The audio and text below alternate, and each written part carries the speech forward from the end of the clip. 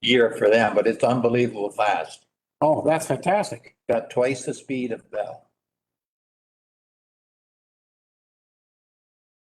But any further comments?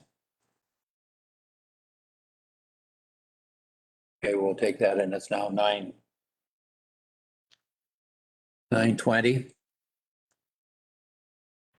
It's 9:18. 9:18, okay. 9:19, okay, Mike. What time are we starting? 9:20 for the first one. And may I make a very quick brief comment?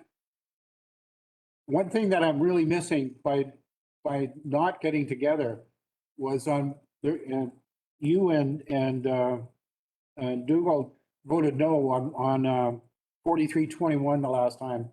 And one of the things that really miss on the virtual stuff was it would have been great to have been able to discuss. I didn't fully understand your objections to that movement. It was passed 5-2. But you guys brought up some interesting stuff, and I felt I was losing out on appreciating what you guys were trying to tell us. There's a lot of things about that application that weren't. What's that? A lot of things about that application that weren't up to snuff. The first one was, I asked the agent right off the top, who owned the property? Yes. And he says, well, I don't know. As far as I know, Mr. Robertson does. Well, he was the agent that sold it, that had a sold sign on it. So if he couldn't tell me who owned the property, after that, I wasn't leaving. I'll just say that the municipality are doing a lot of looking at it. Leave it at that. The municipality, what? Doing a lot of looking at that situation, okay? Leave it at that. We'll now proceed with E4821.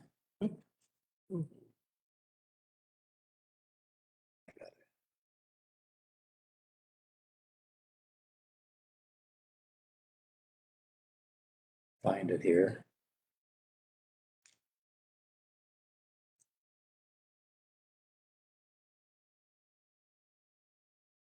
E4821.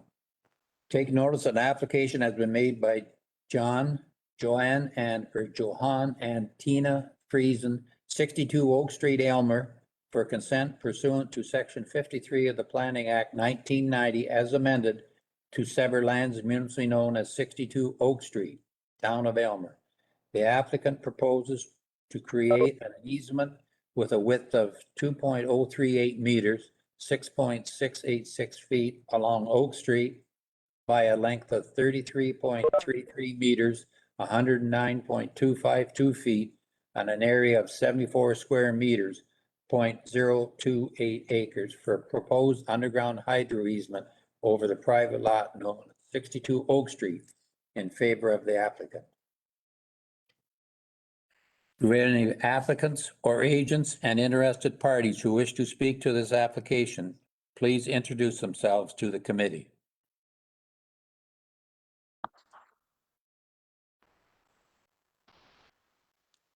No? I'll now ask Ashleen to proceed. Thank you, Mr. Chair. We received some correspondence on this application. The town of Aylmer has no issues with it. County engineering has indicated this is not on a county road, and the Conservation Authority similarly has no concerns. However, the county is recommending deferral of this application because we received some correspondence from committee members and then further added to your packages yesterday from the applicant's lawyer that there was incorrect notice given for this. The signs were not posted until very, very late, so we will have to recirculate. So we're recommending deferral. Any questions? Mr. Chairman, I guess my question is more one of a process. We knew that it required recirculation, right? So it was not a complete application. Is that correct? Through you, Mr. Chair, no, it was a complete application. We made an error on the circulation. We made an error. I thought the landowner didn't put the signs up in time. But number one, the landowner did not put the signs up, but secondly, the actual notice itself was incorrect. It referred to a severance, and this is not a severance. So it needs to be recirculated as well as, so there was two issues going on here. Number one, the applicant did not post the Yeah. signs as they were supposed to as per the Planning Act. And secondly, there was an error with the notice. So therefore it needs to be recirculated. All right. Can I ask, are there any further questions? I'll ask for a motion on that, please. Moved by John Andrews, second by Rosemary Kennedy. Just one, Further questions? one statement more or less. There will be no extra fees associated with this. If you'd like to make that statement, yes. There'd be no extra fees. That was part of my motion. Okay, You didn't pay attention. I would eject them right now, Mr. Chair. yeah, Starting. She's gonna be like that the whole meeting. yes, John. I ask a quick question through you to staff. The boundary between the easement boundary and the retained boundary, is there a restriction on how much distance that should be? It seems very close. And also diagrammatically, it doesn't show the difference between the 2 meter and the 4 meter width of that easement on the diagram. Through you, Mr. Chair, the details are really provided in the application form and on the severance drawing that they provided for that. This is obviously more just a information for the public to understand relatively where this may be located. There is no minimums with. There's no minimum. Because easements essentially are of the right for someone to use something for a particular purpose, essentially. Typically, you start to get into discussions about what size it can be, that sort of thing, with respect to rights of ways and things like that, because obviously they have to be big enough to make, cars, things like that. But when it comes to things like hydro, and especially even if it crosses a boundary, that's kind of the point of an easement, is that it's so that way joint ownership or joint use and maintenance of a particular parcel. But there is no specifics on where it can be located. Thank you. Call the vote. Thank you, Mr. Chair. And just to clarify, we have moved deferral with no extra fees. That's right, that's right. Thank you, Mr. Chair. All right. John Andrews, Yes. Ian Fleck, Yes, Dennis O'Grady, Yes. Rosemary Kennedy, Yes. John Selden, Yes. Jack Van Kasteren, Yes. and Stu Aldred. Yes. Motion carries. okay, and our next one is at 9:30. We've got a few minutes yet then. Mr. Chair, getting back to the point before about Dennis O'Grady's comment about the PDF. If you would like a PDF, probably the easiest thing would be to just let Dawn know, and then when she sends out the agenda link for everyone, she can then send you out a PDF as well. No, I don't want anything separate. That's why it's gonna be done for all the committee members. That's fine. Okay.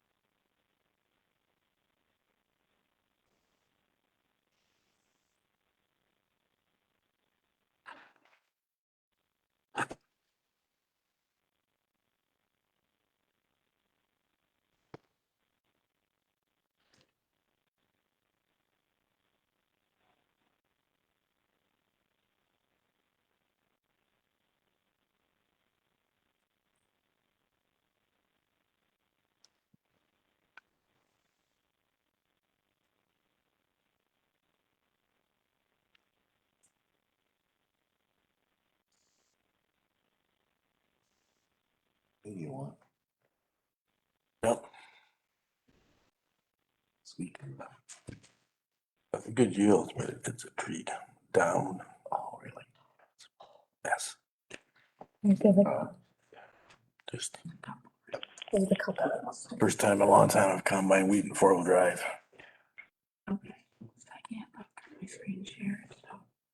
But everything through our dryer so that Helps a bit, the condition a little bit, Yeah, which one did we think? but it all goes home. Yeah, I think it's this one. It's challenging. I'm not trying to make dry hay this year. That's the other thing, I think so. we've been a little bit of good hay, I think, at the first start, and that's it. Those poor guys out west are selling their cows, but they Can't can't get hay, yeah. Oh, But Waller said the drought's over, hear, yeah. and I believe there were, going nuts, trying to make straw and trying to make hay, and, I don't know why he still does it. well, he's 81 now, I think. 81. Got eye problems, he has to go every month now to get a shot, actually. So that's a couple of, Just does it because he's always done it. Yeah. and that's all he knows is work, that's all he's ever done. Yeah. Well, Hey, she's still healthy. yeah, she's, Not a problem. yeah, Time. 9:29. The clock's a little ahead. Bill, Well, that's quite often the case. Yeah.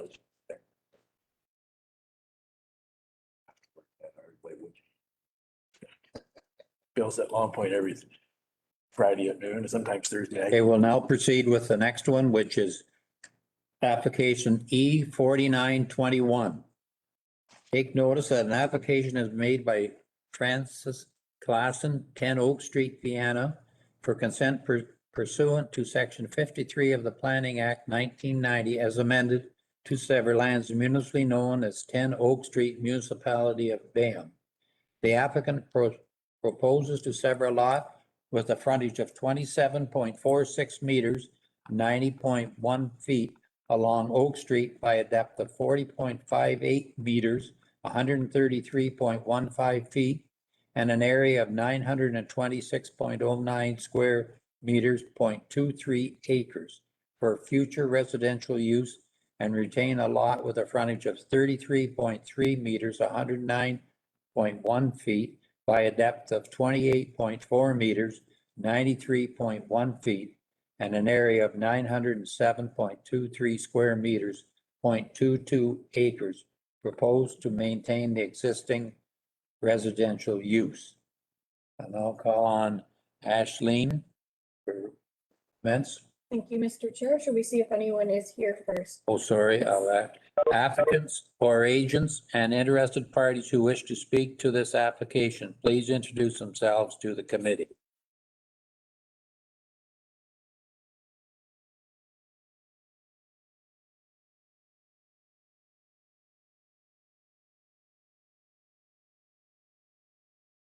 I'll ask Ashleen to proceed.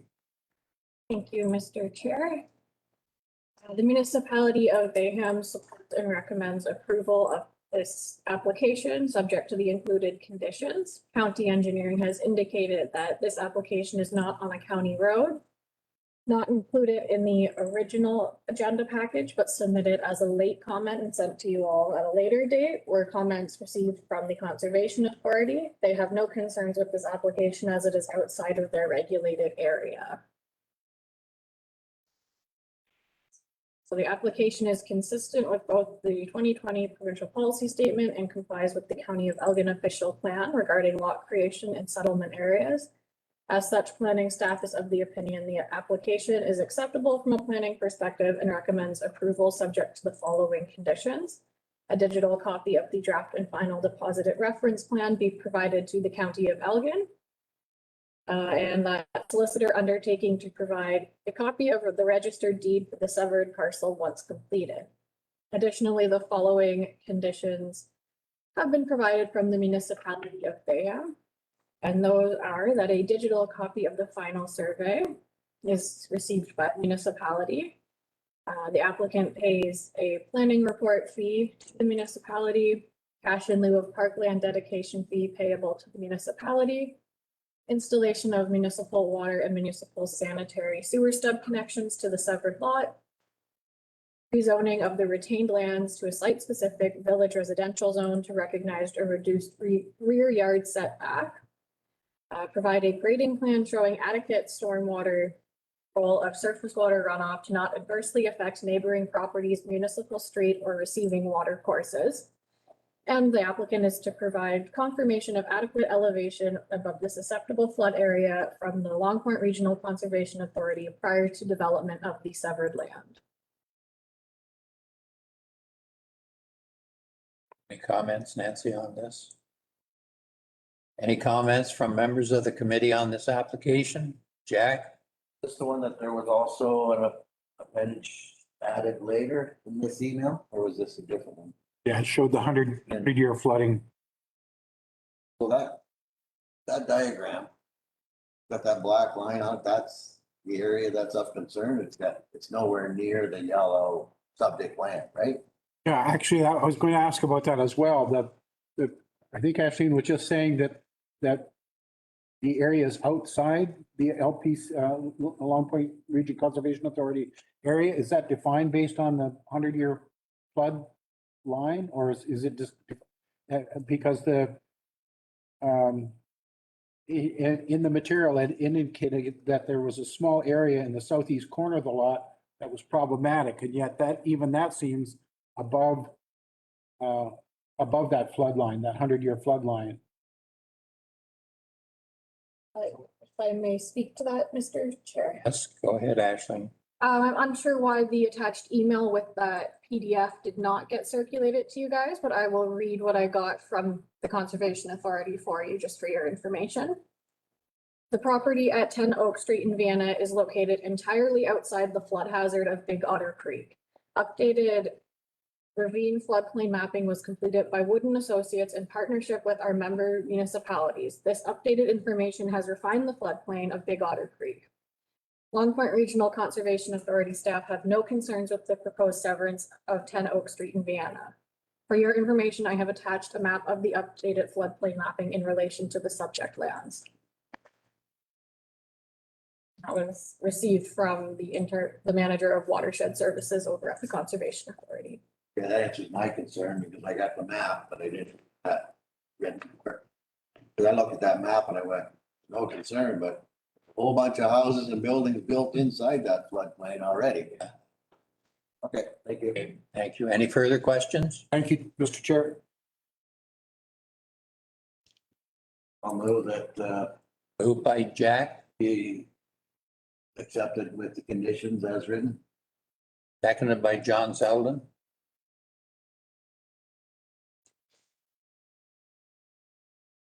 No further questions?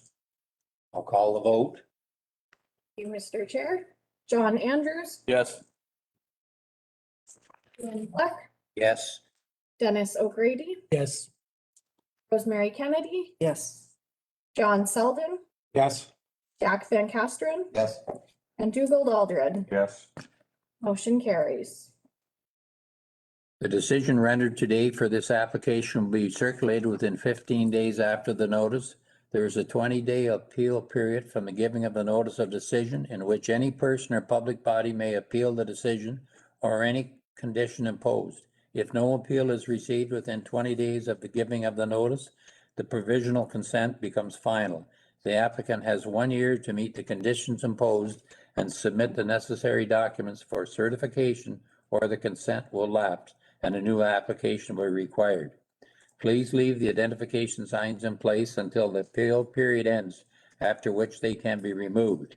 If you would like to be notified of today's decision, please request a copy by contacting Ashleen Laverty at alaverty@algon.ca.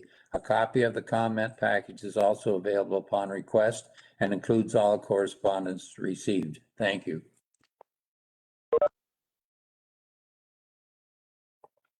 Okay, now we're 9:40 for the next one. We're moving. The chair, if I could ask a question. Yes, go ahead. I was flipping through pages here on the previous one, Nancy and Ashleen, I'll direct this to you for clarification. So in the Elgin County notes, the proposal, it says, this is about the easement, right? Proposal, the applicant proposes to sever a lot. but it's an easement. Is it actually a severance? Can you kind of No. clarify that for me? Mr. Chair, you are correct. That was a mistake on my part. So Oh. recirculation is required for that clerical error. Recirculation. We'll update the wording to reflect easement rather than severance to make it much more clear what's going on. Okay. That three spots indicated where I accidentally talked about a proposed severed parcel and blah, blah, blah. I Okay, am nothing if not consistent. okay.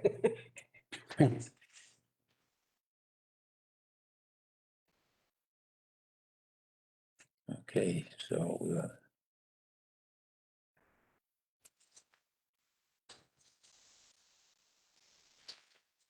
this is a revised one. Yes, it is. Just the mapping was. So the map is, Okay, Resent out, actually, I believe. Yeah. okay, so For a minute. another minute. I accidentally swapped.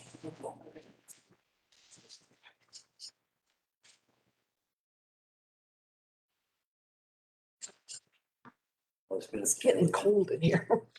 Comes on, it's a little hard. I know, All the millions of dollars they've spent in this building, I can't believe we're still fooling around with technology that.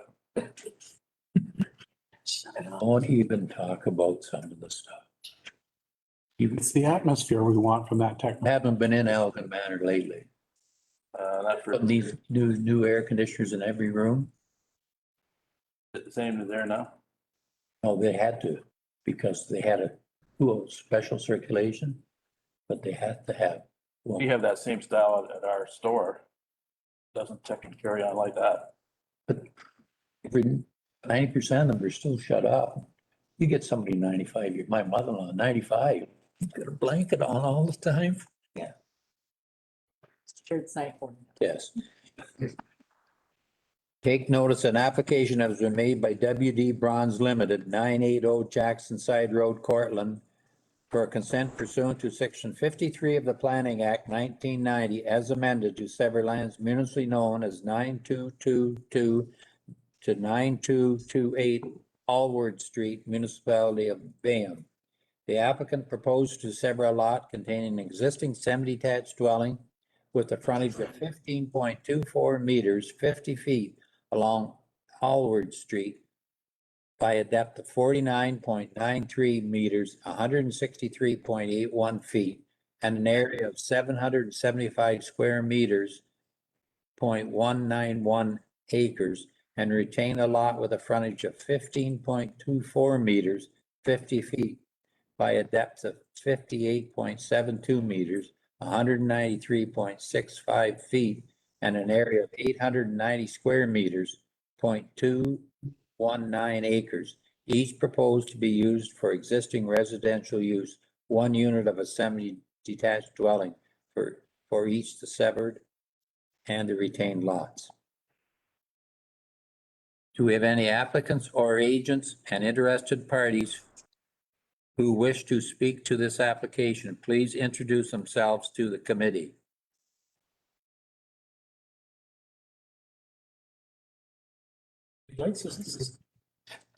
Call on Ashleen then, please. Thank you, Mr. Chair. This application was reviewed by the municipality of Bayham and council support and recommend approval subject to the included conditions. County engineering has indicated this is not on a county road. Furthermore, this application is consistent with both the provincial policy statement and the county's official plan regarding lot creation and settlement area.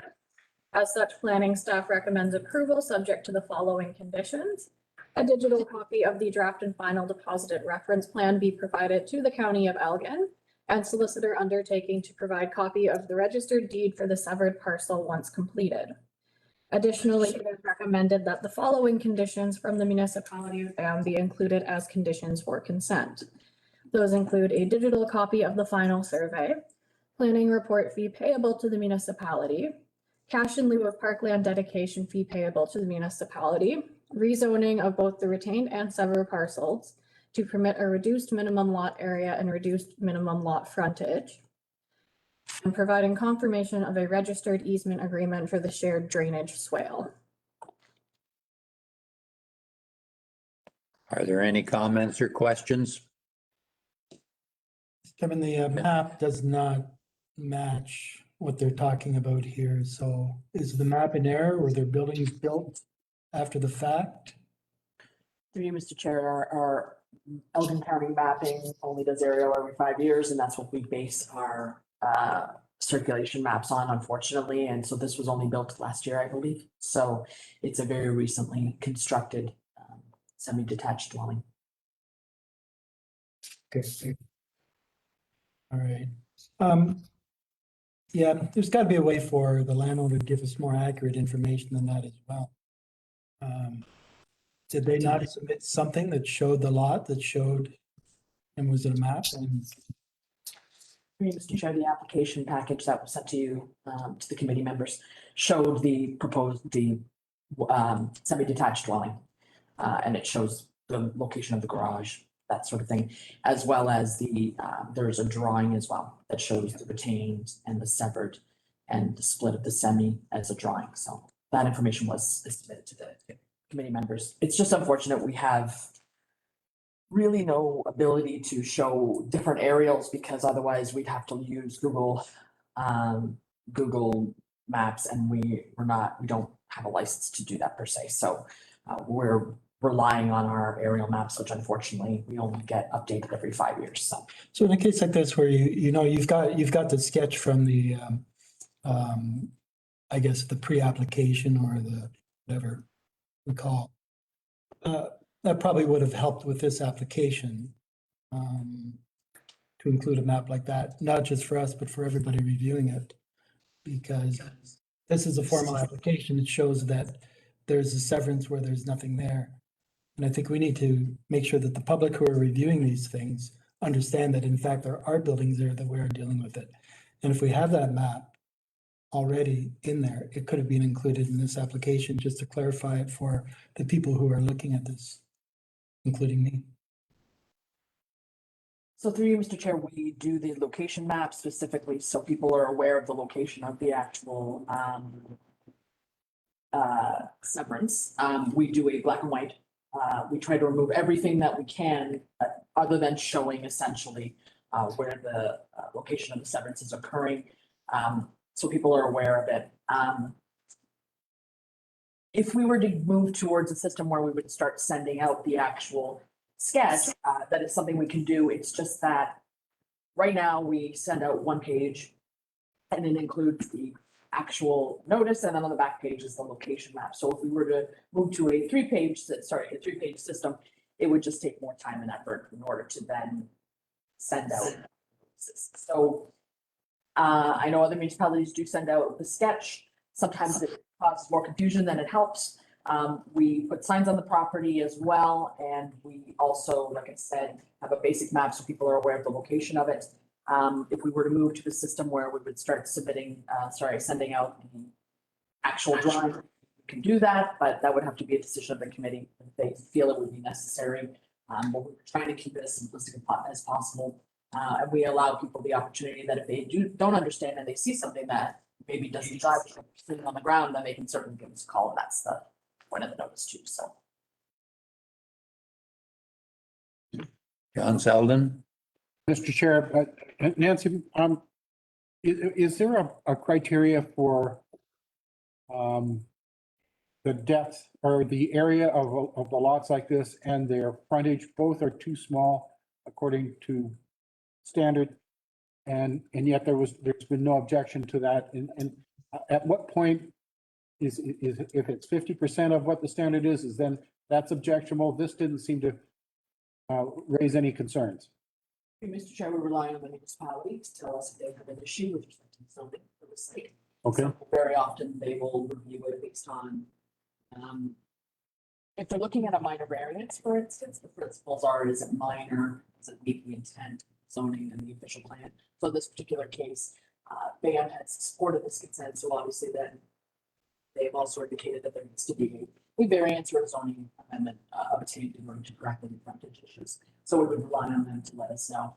Oftentimes, if they do have an issue with zoning, they'll let us know ahead of time. And obviously, they wouldn't, probably. They wouldn't have read- yeah. I was just wondering, I appreciate that. Yeah, I was surprised they didn't say anything. Thank you. Yes, Jack? I'll move approval of this application, conditions as noted. Seconded by John Andrews. Any further discussion or questions? Call the vote. Thank you, Mr. Chair. John Andrews, Yes. Ian Fleck, Yes. Dennis O'Grady, Yes. Ruth Kennedy, Yes. John Selden, Yes. Jack Van Castren, Yes. Dugald Aldred. Yes. Motion carries. A decision rendered today for this application will be circulated within 15 days after the notice. There is a 20-day appeal period from the giving of the notice of decision in which any person or public body may appeal the decision or any condition imposed. If no appeal is received within 20 days of the giving of the notice, the provisional consent becomes final. The applicant has 1 year to meet the conditions imposed and submit the necessary documents for certification, or the consent will lapse and a new application will be required. Please leave the identification signs in place until the appeal period ends, after which they can be removed.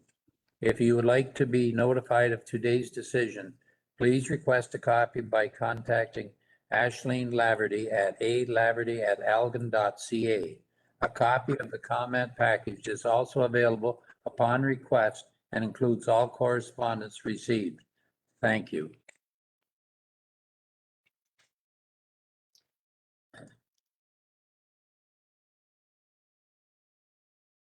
We've got a couple of minutes yet. No, actually. Oh, we're actually right on. Yep.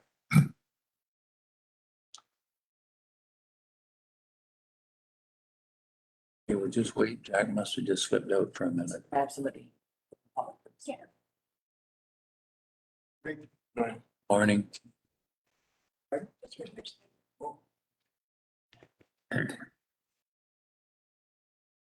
Okay, we'll now proceed with application number E 5321. Take notice that an application has been made by Marilyn and John Seabach, 53367 Nova Scotia Line, Port Burwell, for consent pursuant to section 53 of the Planning Act 1990, as amended, to sever lands municipally known as 53367 Nova Scotia Line, Township of Malahide. The applicant proposes to sever a lot with a frontage of 213.8 acres, 701.44 feet along Nova Scotia Line by a depth of 1,466 meters, 4,809.71 feet, and an area of 31.5 hectares, 77.83 acres, containing a dwelling and a garage, proposed to sever for agricultural purpose and retain a lot with a frontage of 437.8 meters, 1,436.35 feet by a depth of 1,886 meters, 6,187.66 feet, and an area of 97.9 hectares, 241.91 acres, proposed to maintain the existing agricultural use. Applicants or agents and interested parties who wish to speak to this application, please introduce themselves to the committee. Here basically as observers, You have, us, so my name is John Seabach, and this is my wife, Marilyn. okay, thank you. I'll now ask, David was on mute. David, you're on mute. oh, yes, David, you're on mute. I'm mute now, am I? Yes. Yeah, I'm the agent for the applicant as well. Thank you, David. I'll call on Ashleen to proceed with the comments. Thank you, Mr. Chair. The Township of Malahide has no objection to this application. The Catfish Creek Conservation Authority has no concerns, and county engineering supports the application. So the provided conditions related to both road widening and entrance permits. So the application is consistent with the provincial policy statement and complies with the County of Elgin official plan. As such, planning staff is of the opinion that the application is an acceptable form of planning and recommends approval subject to the following conditions.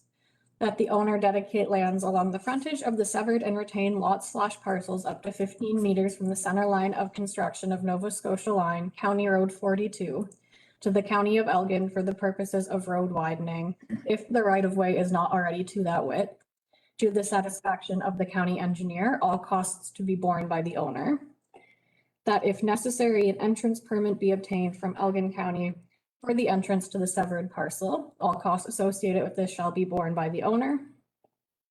A digital copy of the draft and final deposited reference plan be provided to the County of Elgin, and solicitor undertaking to provide a copy of the registered deed for the severed parcel once completed. Additionally, the following conditions from the Township of Malahide are included as conditions for this consent.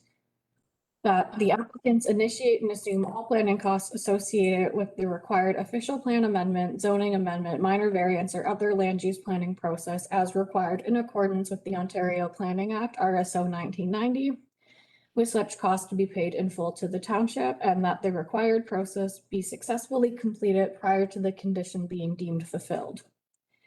That the necessary deeds, transfers, and charges for certificates and or instruments necessary for the registration be submitted in triplicate prior to certification, all of which are to be fully executed.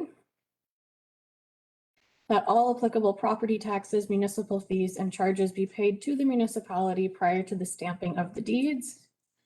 That an electronic version of the reference plan be submitted to the satisfaction of the municipality. And finally, that the applicant is responsible to apply and pay for all fees to the township with respect to civic addressing numbers and signage for the severed and retained portions of the property prior to the condition being deemed fulfilled. Any comments from members of the committee? Mr. Chairman, Yes, Dennis? I'm in support of it, but there's an interesting comment or an interesting paragraph by the planner on page 107, where they're already contemplating considering additional lots on a prime agricultural land before we've even approved this one. So I think we know what's going to be coming in the very near future on that. It's right above the tagline, financial implications to budget. Oh, through you, Mr. Chair, is it the Malahide comments? You're speaking? It's on page 107. Yes, it's a Malahide comment. Yeah. Malahide comment. Through you, Mr. Chair, these lands are designated agriculture and are also zoned, I believe, agriculture. So other than a surplus farm dwelling severance, there really isn't a lot of opportunity to develop these lands that I'm aware of. Agreed, which is what makes me curious, what if the planner knows that already, why they're already saying things that additional lots are considered or might be considered in the near future. Planner knows that it's agricultural land, yet they're still considering lots. So I'll support it, but I know what's going to be coming next, Mr. Chairman. Any further comments from any member?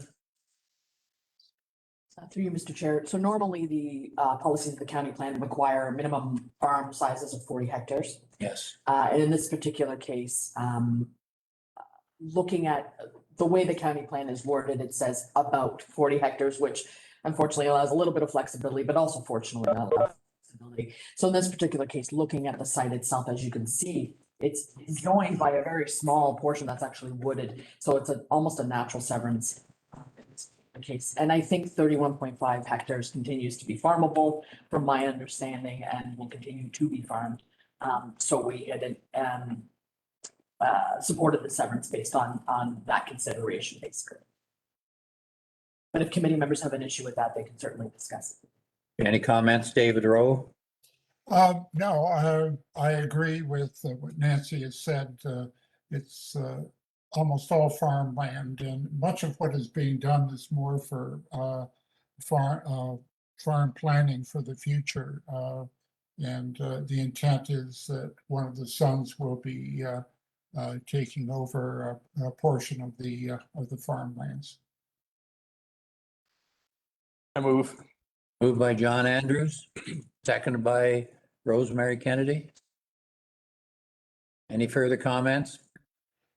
I'll call the vote. Thank you, Mr. Chair. John Andrews, Yes. Ian Fleck, Yes. Dennis O'Grady, Yes. Rosemary Kennedy, Yes. John Selden, Yes. Jack Van Castren, Dugald Alderhead. Yes. Motion carries. Thank you. The decision rendered today for this application will be circulated within 15 days after the notice. There is a 20-day appeal period from the giving of the notice of decision in which any person or public body may appeal the decision or any condition imposed. If no appeal is received within 20 days of the giving of the notice, the provisional consent becomes final. The applicant has 1 year to meet the conditions imposed and submit the necessary documents for its certification, or the consent will lapse and a new application will be required. Please leave the identification signs in place until the appeal period ends, after which they can be removed. If you would like to be notified of today's decision, please request a copy by contacting Ashleen Laverty at alaverty@algon.ca. A copy of the comment package is also available upon request and includes all correspondence received. Thank you. Thank you. Thank you.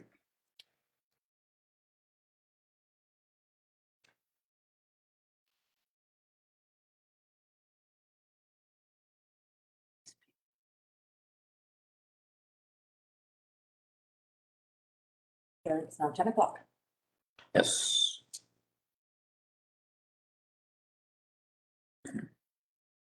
And take notice that an application has been made by Margaret Alice Goodhue, 44912 Edgeware Line, St. Thomas, for consent pursuant to section 53 of the Planning Act 1990, as amended to sever lands municipally known as 47148 Ron McNeil Line, Township of Malahide. The applicants propose to sever a parcel with a frontage of 95.83 meters, 314.40 feet along Ron McNeil Line by a depth of 124 meters, 406.82 feet, and an area of 0.935 hectares, 2.31 acres, containing one residence, one frame barn, and one shed, surplus to the needs of the owner. The owners are retaining 42 hectares, 103.784 acres, proposed to remain in agricultural use. Applicants or agents and interested parties who wish to speak to this application, please introduce themselves to the committee. Good morning, it's Helen Button. I'm agent for the applicant. I have the applicant with me actually this morning, just listening in. And I'm here to answer any questions that you might have. Okay, thank you. I'll now ask Ashleen to proceed with the comments. Thank you, Mr. Chair. The Township of Malahide has reviewed this application and has no issues with it. Similarly, Catfish Creek Conservation Authority has no concerns, and county engineering supports the application subject to the provided conditions related to road widening and entrance permits. Severed lot is larger than typically would be permitted for a surplus farm dwelling from the county planning perspective. The proposed severed lands will contain an existing dwelling and frame building. However, due to the location of an existing green space / treed area, the proposed severed lot doesn't remove any farmlands from the retained lot. So the amount of land that is being farmed will remain the same. However, we could encourage the applicant to make a more regularly shaped lot that wasn't as large. So bearing that in mind, staff does recommend approval of this application based on other comments received from the local municipality as well. Subject to the following conditions: that the owner dedicate lands along the frontage of the severed and retained lot / parcel up to 15 meters from the center line of construction of Ron McNeil Line, County Road 52 to the County of Elgin, for the purposes of road widening if the right of way is not already to that width, to the satisfaction of the county engineer, all costs to be borne by the owner. That if necessary, an entrance permit be obtained from Elgin County for the entrance to the severed parcel, all costs associated with this shall be borne by the owner. A digital copy of the draft and final deposited reference plan be provided to the County of Elgin, and the solicitor undertaking to provide a copy of registered deed for the severed parcel once completed. Additionally, we have some conditions from the Township of Malahide. That the applicant initiate and assume, if required, all engineering costs associated with the preparation of a revised assessment schedule in accordance with the Drainage Act, RSO 1990 as amended, with the deposit to be paid in full to the township prior to the condition being deemed fulfilled. If the deposit does not cover the costs of the revised assessment schedule, the applicant will be billed for any additional costs incurred. That all outstanding work orders or bylaw enforcement issues be resolved to the satisfaction of the chief building official prior to the condition being deemed fulfilled. That the applicants initiate and assume all planning costs associated with the required official plan amendment, zoning amendment, minor variance, or other land use planning process as required in accordance with the Ontario Planning Act, with such cost to be paid in full to the township, and that the required process be successfully completed prior to the condition being deemed fulfilled. Confirmation that private sewage system be confined entirely within the boundaries of the newly created lot. That system be in conformance with all required setbacks from lot lines prior to the condition being deemed fulfilled. That the necessary deeds, transfers, and charges for certificates and/or instruments necessary for the registration be submitted in triplicate prior to the certification, all of which are to be fully executed. That all applicable property taxes, municipal fees, and charges to be paid to the municipality prior to the stamping of the deeds. That an electronic version of the reference plan be submitted to the satisfaction of the municipality. And finally, that the applicant is responsible to apply and pay all fees to the township with respect to civic addressing numbers and signage for the severed and retained parcels of the property prior to the condition being deemed fulfilled. Thank you. Any comments? Yes, Doug. Now, this is a fairly large lot. I know a lot of the large ones we have, it's kind of impossible to make them smaller, but looking at this one, looks to me like if you take about 4 trees out and squared that off on the west side, you could probably take almost half an acre lot. And it doesn't look like there's anything there that requires that space for the septic or anything. So that's just my thoughts. Thank you. John? That's possible, but I think if you drive by and look at it closer, there's a natural waterway that runs down through there. A lot of the water comes off fair chunk, and I would like to leave it the same because I think all you're going to have is erosion anyway. So I think they've done the size it is. It's probably the size it should stay. Because there's a reason that wasn't farmed 25 years ago for the previous family. They put grass and trees in there. Any further comments? Jack? Devil's advocate question. With the amount of frontage on this irregularly shaped lot, proposed lot, Yes. crystal ball gazing into the future, wouldn't it be possible that a severance application could come forward in the future to sever off a lot to the west of that existing set of building? Because the frontage is quite large here. For you, Mr. Chair, the designation of this area is agriculture. There is no settlement area or anything like that. We have policies within the provincial policy statement as well as the county plan and the local plan that would not support another lot here for a single attached dwelling. Basically, any of those single attached dwelling type lots, unless it's a surplus farm dwelling, are not permitted in the agricultural area. So certainly, anyone can make an application at any time. And they could apply for a zoning and official plan amendment to try to support that. But there's really no policy to support future severance and future law. I would like to make one personal comment. I drove by it a few times, and I am very concerned at the 2.31 acres because we're starting to get with, as I think you all know, the official plan and everything's going through. There's going to be more restrictions put on. And I think that this lot line should be moved on the west side in. And could save 0.45 or 5/8, half an acre. And I think we've got to start being very careful, or there's going to be really more strict restrictions come on us. As you all know, OMAF is working on the size of all these right now. And I think we've seen some of the procedures that they're working on.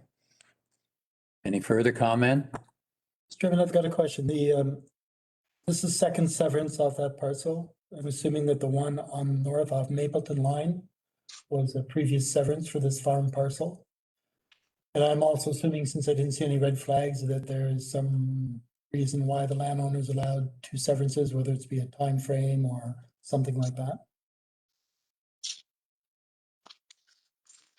I don't think about that, Nancy. Through Mr. Chair, there was a previous severance on this application, on this site or not, you could, the agent and applicant are on the call, so they can certainly answer that question. Was Yeah. there- Sorry to cut in.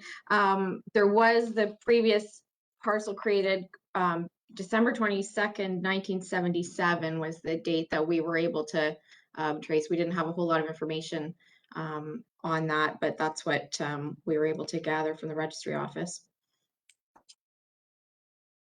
Any further question from any members? John Sullivan? Through you, Mr. Chair, can we come back to John's original comments? If we reduce the size of the lot, and I'm very sympathetic to that argument that you made for that, but what will be gained? I'm getting a sense from John that it can't be used for agricultural land anyway.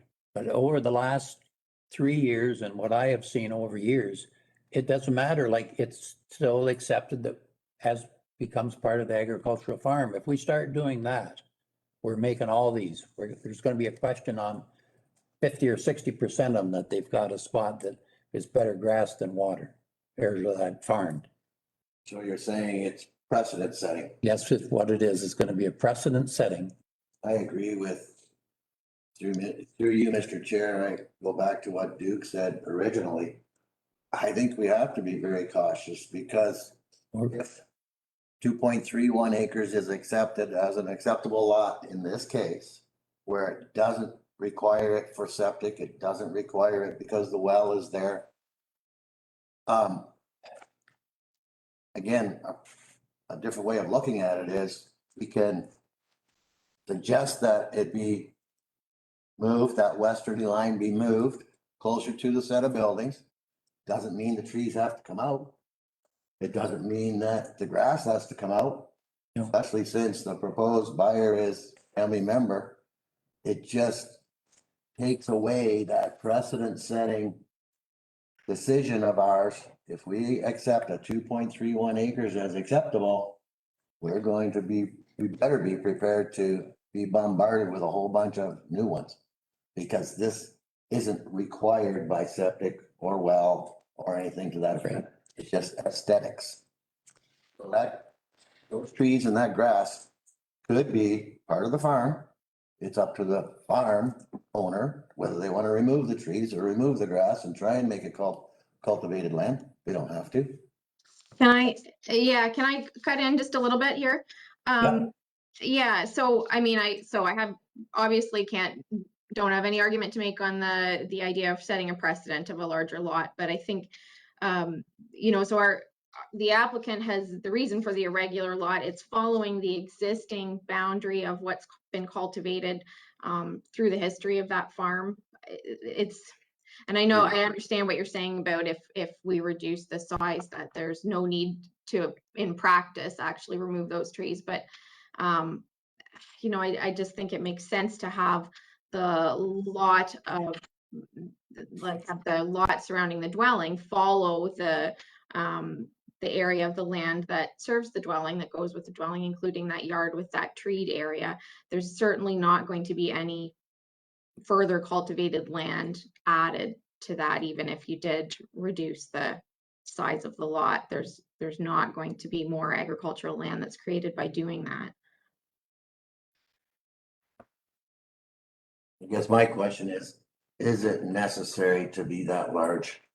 And are we prepared to accept this one, knowing that we're going to get a bunch more coming in? That's my concern. As chairman, I'd like to just say that we have done a few of the severances we've done in the past year. If you drive by and they've made it, they've moved the boundary in a bit. They're still cutting the grass on that. But it's not classifying that severance as more than 2 acres. And I think we have to be very careful in what is coming down the pipe and all these new official plans that are being put together. That's my only comment. Any other comments before I ask for a motion? Nobody moved anything yet? Nobody moved anything yet? You didn't move anything, did you? No, no way. I'll move. Moved by with the conditions? Just the conditions that were stated by staff. That's what I mean. Yes, okay. Seconder to that motion, Rosemary, Yes. Dennis? And question for you as a chair, whether or not it requires a vote on this and then a second motion. Amendment that I would propose, if you accept it, would be that the size of the severance be 2 acres maximum in whichever configuration that they, I don't know if that's a friendly motion or if we have to vote on the motion on the floor first and then have another motion. Gonna vote on the motion first. It's on the Move table. on the first And second. and then bring the second motion. That's right. So no questions? I'll ask for the vote. Thank you, Mr. Chair, and clarify, this vote is for the first move and second Yes. we had. That was approval with the conditions as read by staff. Yes. So John Andrews, Yes. Ian Fleck, No, Dennis O'Grady, No. Rosemary Kennedy, Yes. John Selden, No. Jack Van Castren, No. Dugald Alderud. No. So that motion fails. Chairman, I'd like to make a new motion that the severance be approved to a maximum size of 2 acres. Is that enough information for the motion? Mr. Chair? yes, Dennis, I support the idea of the reduced size, but why 2 acres? That still strikes me as being quite large. And Mr. Chair, are you satisfied with 2 acres? I'd like to see it less than the 2 acres, but that's my comment. Dennis, why 2 acres? I don't know where the vertical line would be drawn, I guess is my big concern. I agree with the reduced size So do I, but I'd feel more comfortable with 1 or 1.5 at the most. without knowing where that 1.5 line is You're coming. not going to get it. Yeah. We're asking for 304. Just about. Go ahead, Jack. They're on. I just wonder, Dennis, would you agree to amend the wording of your motion to less than 2 acres? Oh, yes, that's fine. No, I agree with all those sentiments. We're trying to find a happy medium here. Just because I don't know, we're moving that westernmost line to the east. Agreed. And I don't know how far over it would go, so I don't know the exact area.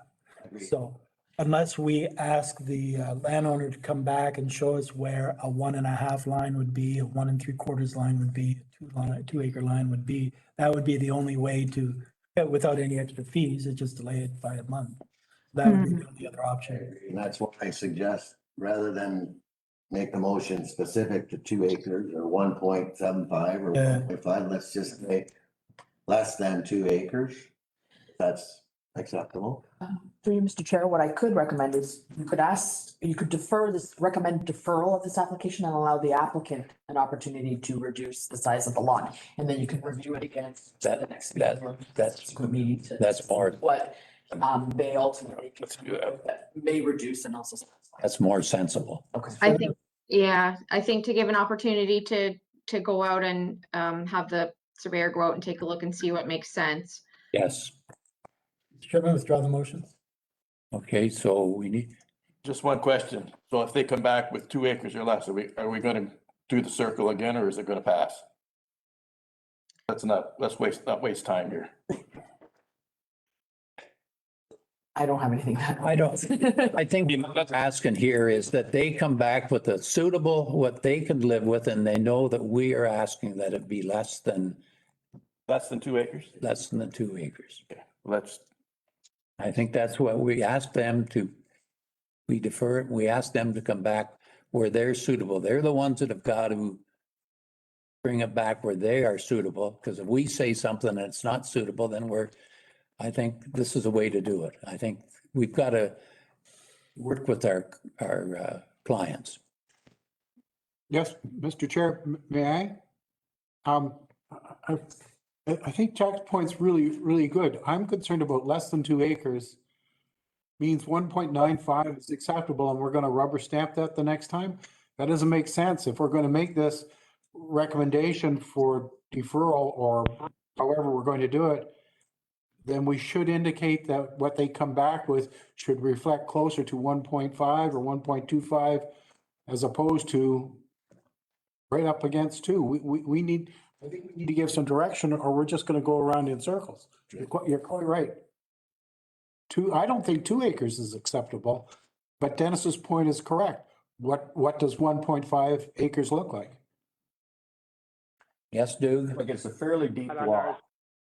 So, you know, if you drew a line just west of that major clump of trees towards the house, I still think you're gonna have a tough time getting it much below 2 acres because of the depth. That's right, because of the depth. Yeah. For you, Mr. Chair, could you, and it's just an option for you guys to discuss, could you stipulate that it be a regularly shaped lot? Would that satisfy the condition? It's still gonna be a angled lot, no matter what. you Yeah, do. I think a regularly shaped lot is going to be difficult because of that turnaround area at the back, the shed at the very back. And a regularly shaped lot, if we kept that within, then you almost are looking at digging into the agricultural land because of that curve that comes down. I agree with that. Yeah, Through you, Mr. Chair, normally, there is zoning that is also applied to these types of, lots.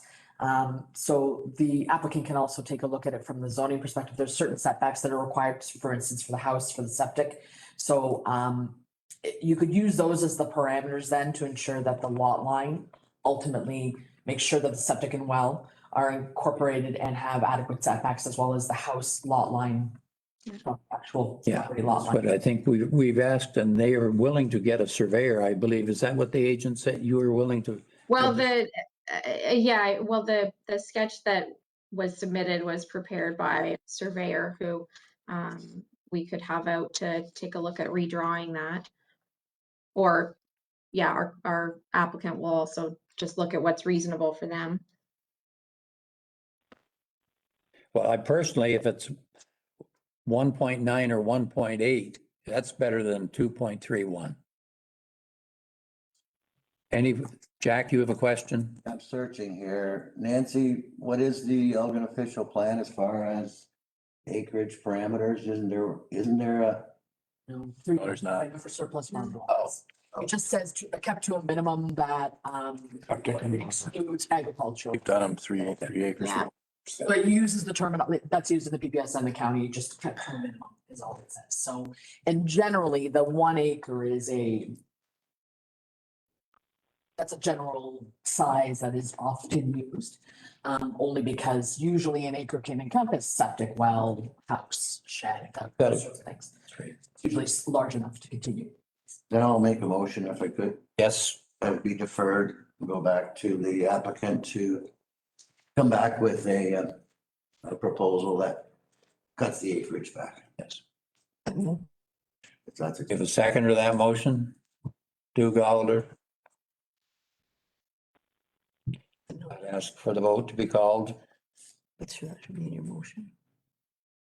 And to clarify, this is for a deferral of this application to give the applicant time to reduce the lot area. We're happy with that wording. Would we? Yes, And no fees, obviously. yes, no fee. Sorry, yeah. What was that? Time or proposal? You want it as time to reduce the fee or a proposal to reduce the size? Keep the job. Give the applicant an opportunity to review the Application, revamp the application. review and I just don't think time is the right word. deferral of the application to allow the applicant an opportunity to review and revise Yes, the revise. lot So, size and configuration. thank you. How's that? Yes, That's why we pay the big bucks. yes.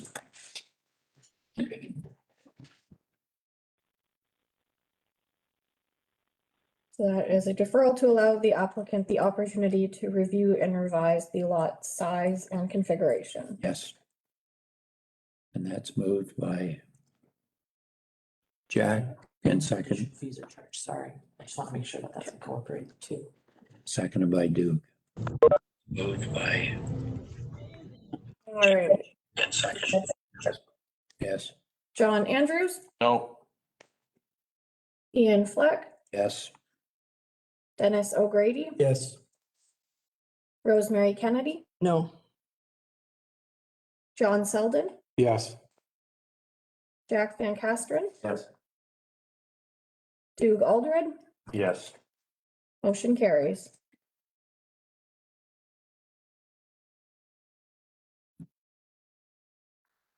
okay, thank you.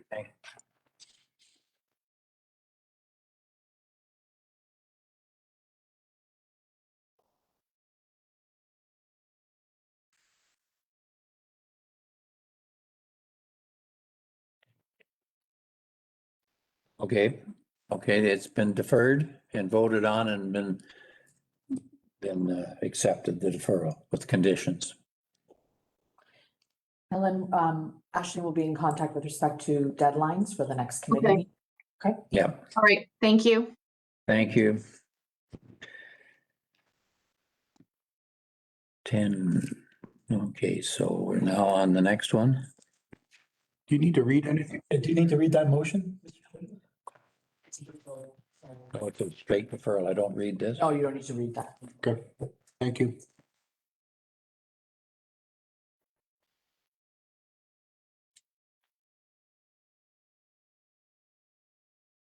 Here.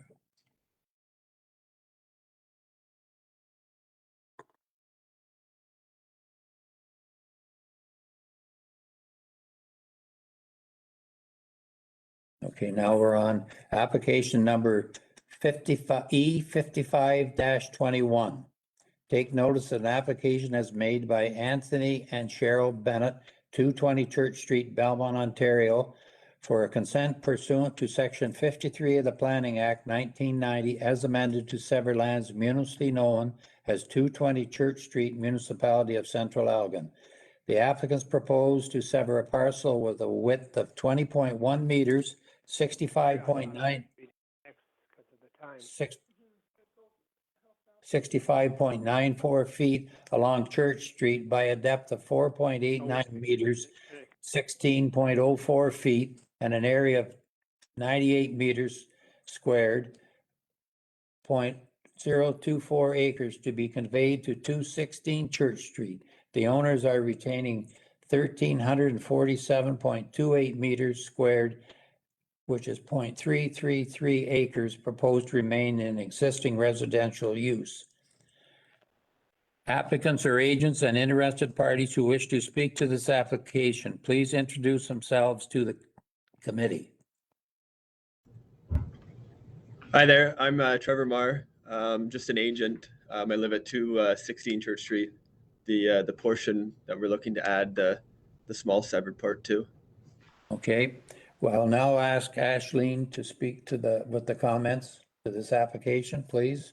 Thank you, Mr. Chair. The municipality of Central Elgin recommends approval and support of this consent application subject to their included conditions. The Conservation Authority has no objections and county engineering has indicated this is not on a county road. So as previously stated by the applicant, the severed lands are proposed to be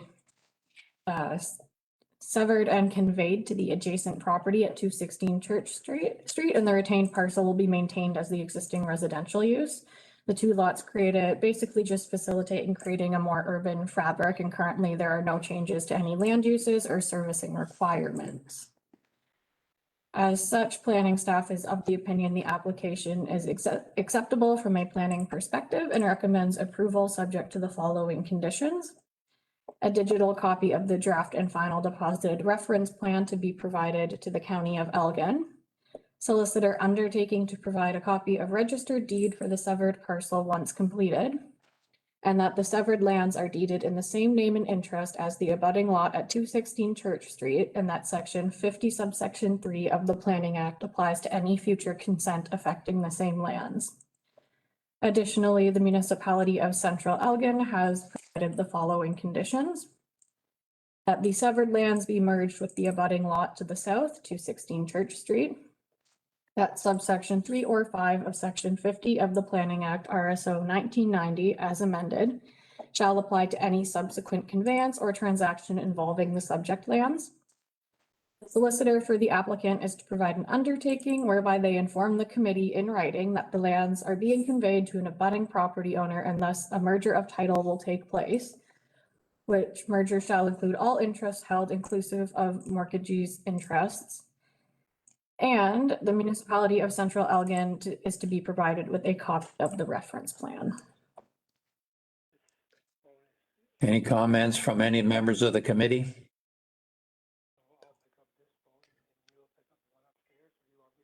Chairman, I'll move the recommendation.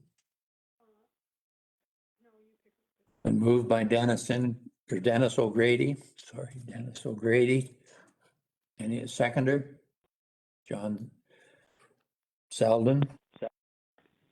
Any further comments? I'd ask for the vote to be called. Thank you, Mr. Chair. John Andrews, Yes.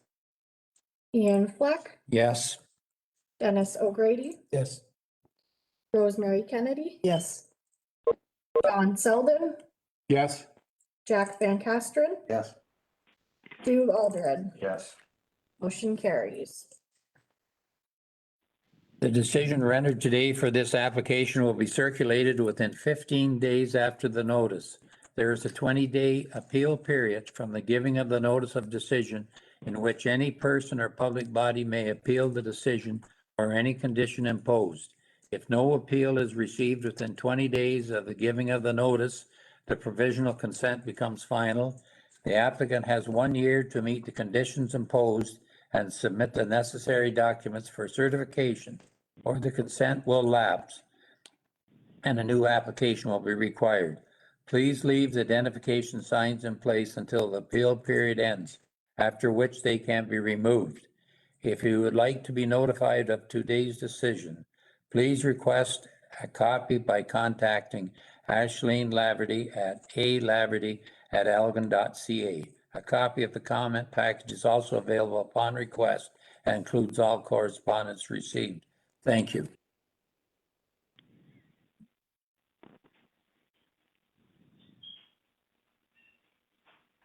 I think we should wait for John Selden to come back. Mr. Chairman, perhaps a 5-minute break? I know we're a little bit behind. Yes, 5-minute break's fine. We're taking a 5-minute break now.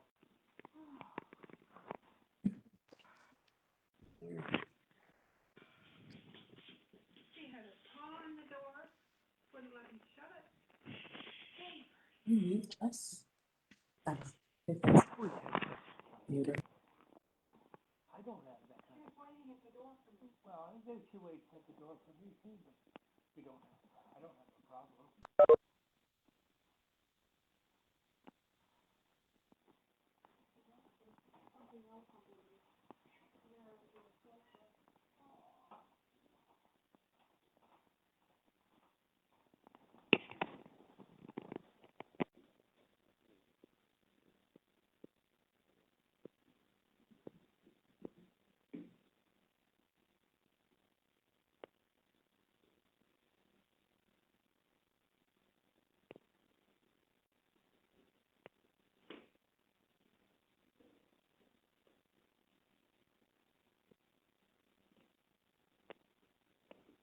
Something came out. her tail.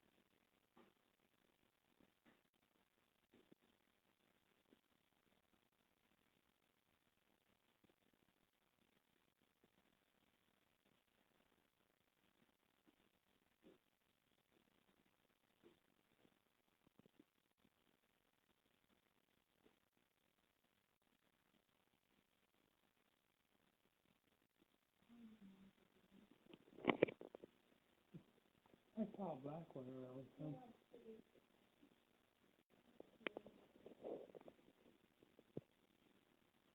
Elena, don't tire yourself out, just leave it.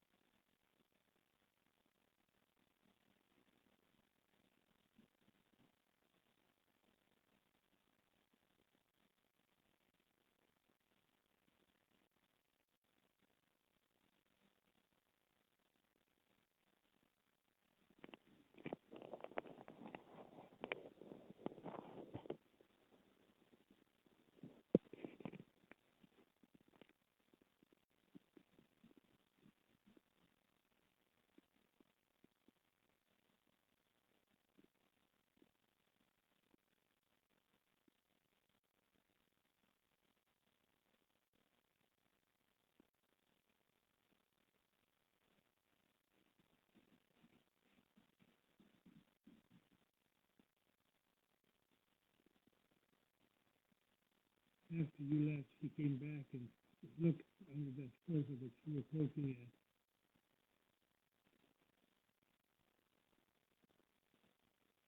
She knew what you were doing.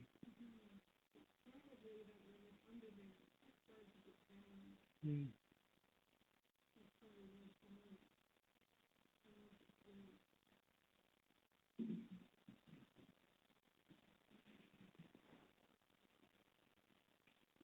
That's for sure getting her exercise this morning.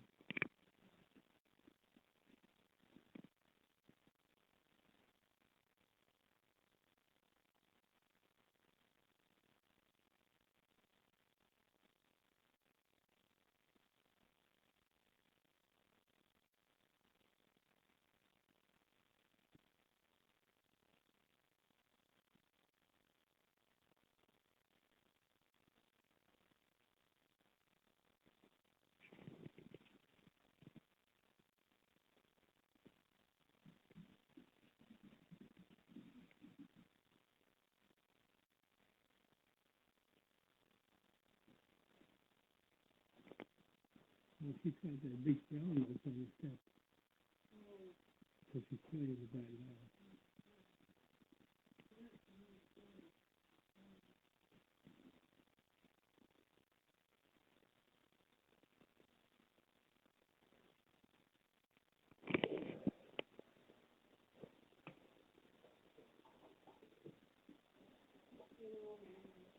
A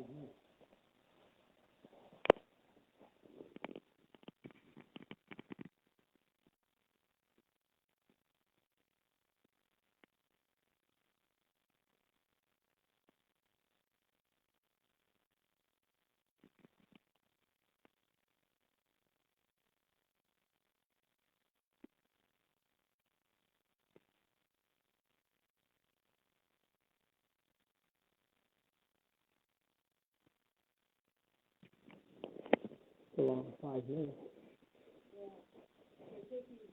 Yeah. Somebody told me to go to the bathroom.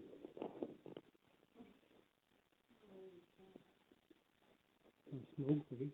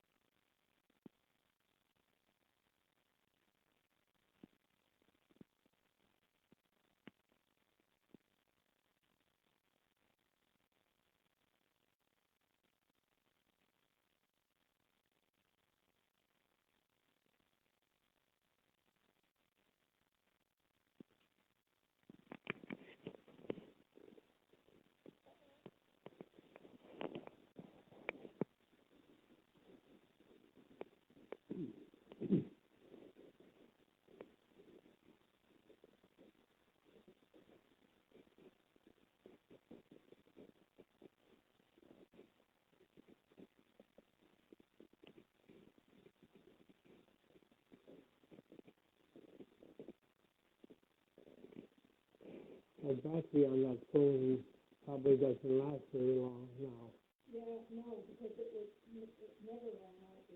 No. Yeah. But it's old now. I don't know how many years old. What? No, it's a battery for a phone. Yeah, the source. I think that's where we bought it.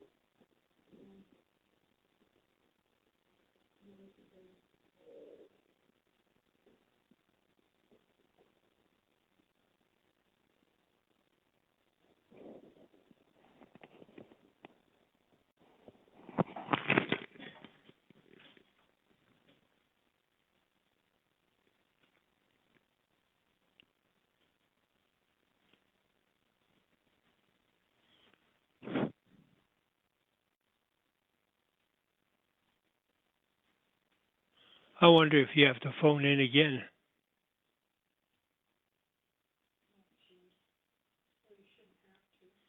No, I wouldn't think so.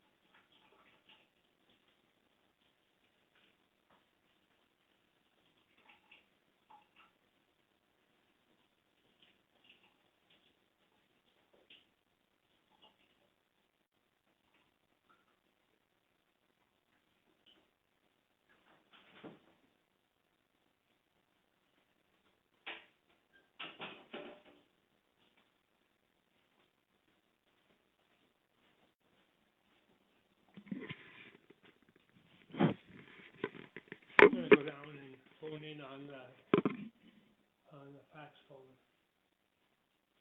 That's a different line. Oh.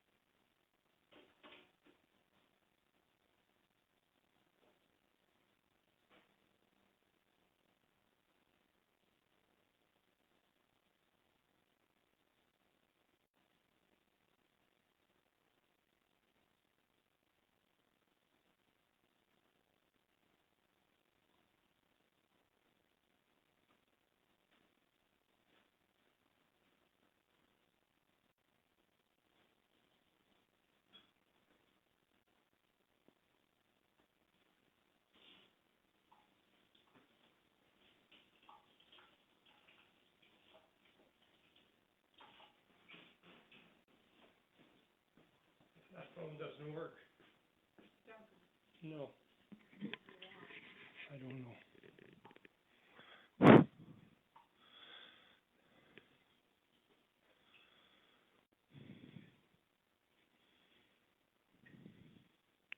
I don't know whether I should hang up and dial in here. Sorry, It's probably- Chester? Yes. Yeah, Hello. you're still on. You're still on. It's Paul here. They're just on a break still. Should be starting soon. Oh.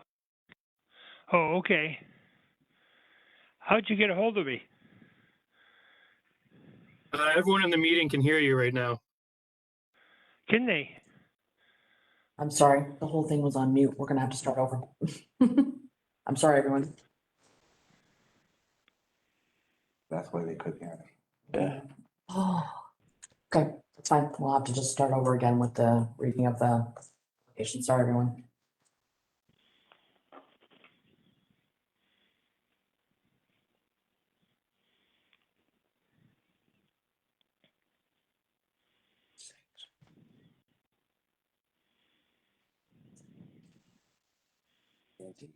Could you let the applicants know that?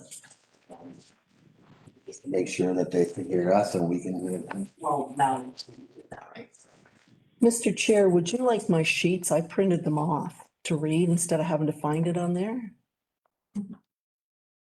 Yeah, I'll have them. Going to start asking that we can press buttons again like we used to. Thank you. Sorry about that to everyone. It's. Apologize, we didn't realize we were still on mute. Take notice of application number 56-21. Take notice of an application made by Chester and Helena Jelinski, 52406 Carlton Line, RR6 Aylmer, for consent pursuant to section 50 of the Planning Act. The applicants propose to sever a parcel with a frontage of 25 meters, 82.021 feet along Carlton Line by a depth of 90 meters, 295.276 feet, and an area of 2,250 meters squared, 0.556 acres for future residential use. The owners are retaining 37.7 hectares, 91.429 acres, proposed to remain in agricultural use. The next one is application number E5721.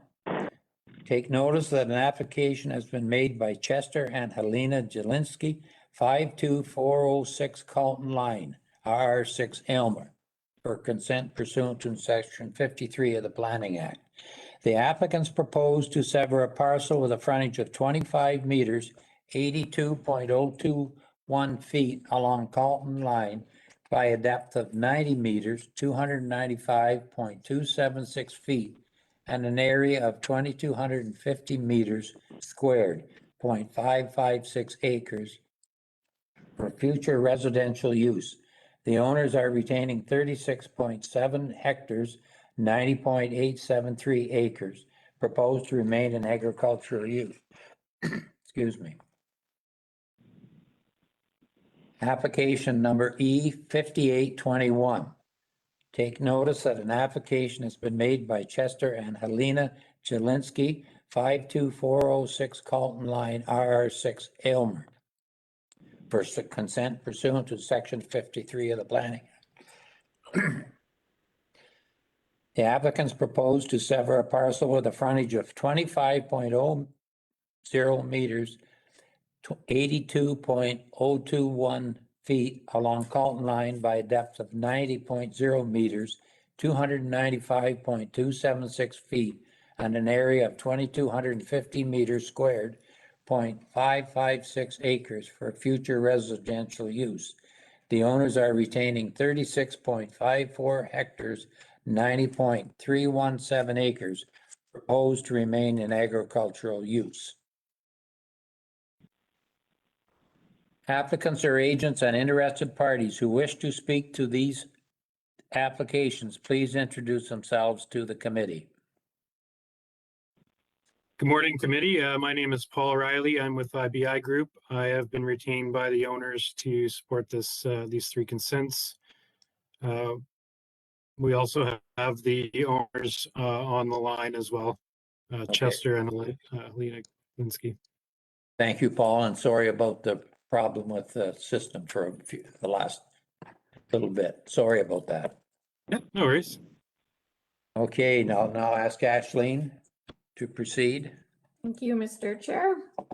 The Township of Malahide supports this application provided the conditions are included. County engineering has no objections to this application, but has provided 4 conditions regarding right-of-way, direct connection, a potential entrance permit, and lot grading. The Conservation Authority has no concerns.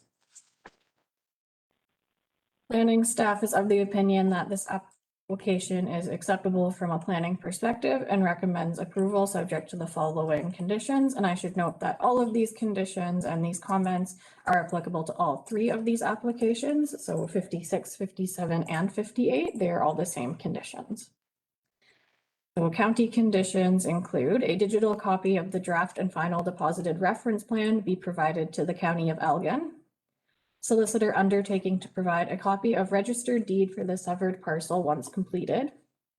That the owners dedicate lands along the frontage of the severed and retained lots / parcels up to 15 meters from the center line of construction of Carlton Line, County Road 45 to the County of Elgin for the purposes of road widening if the right-of-way is not already to that width, to the satisfaction of the county engineer. All costs to be borne by the owner. Direct connection to a legal outlet for the severed lot is required if an existing connection is unavailable to the satisfaction of the county engineer.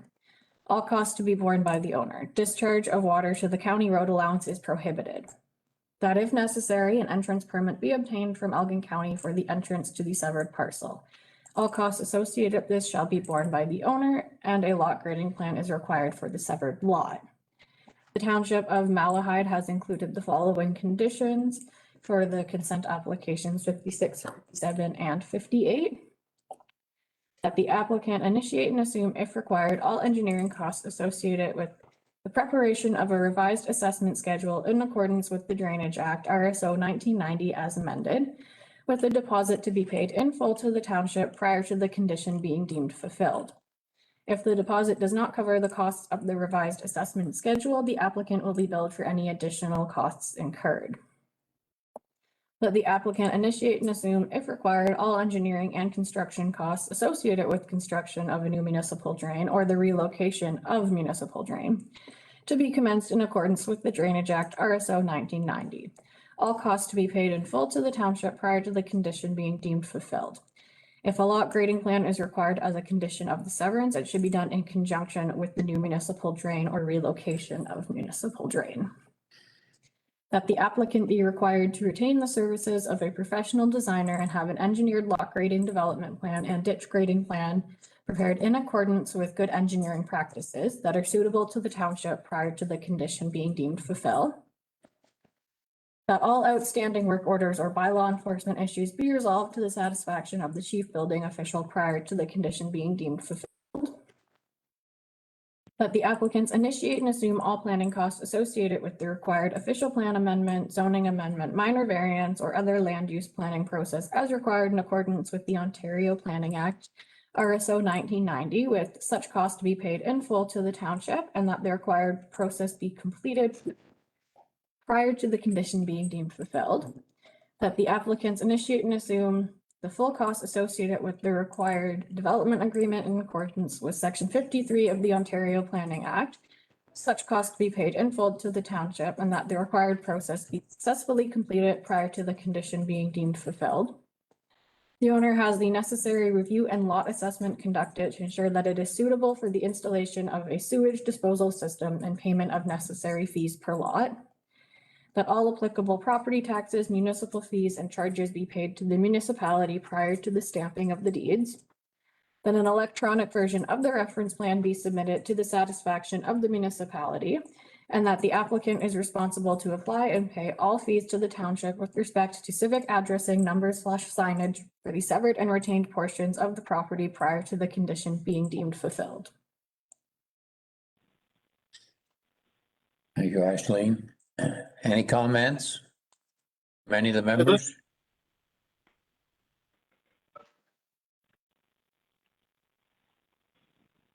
Go ahead, Doug.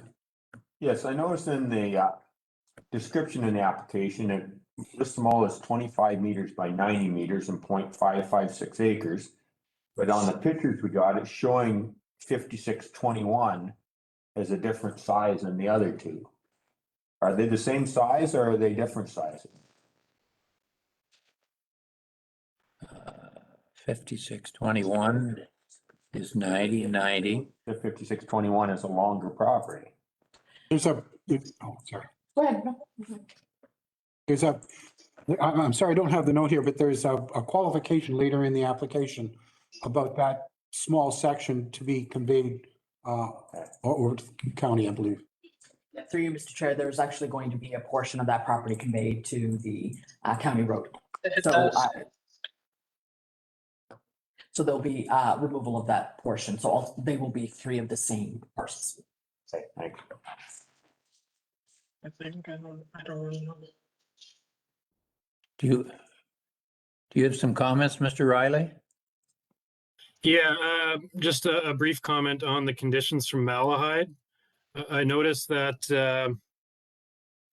there was one additional condition for E58, number 8.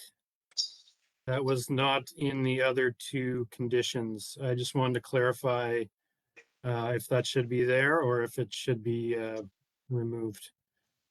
Which was the condition? That the necessary deeds, transfers, and charges for certificates and or instruments necessary for registration be submitted in triplicate prior to certification of all of which are to be fully executed. That's V1 VII.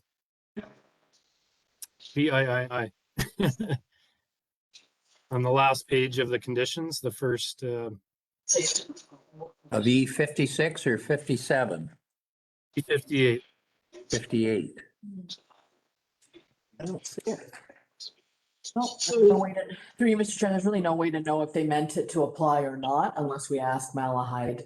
It is a pretty benign condition. I think it could apply to all three, in fact. Okay, It really just requires a triplicate of any of the instruments, et cetera, for Malahide to sign off on each of these severances. Okay. So I would personally recommend that it be applied to each of the severances. okay.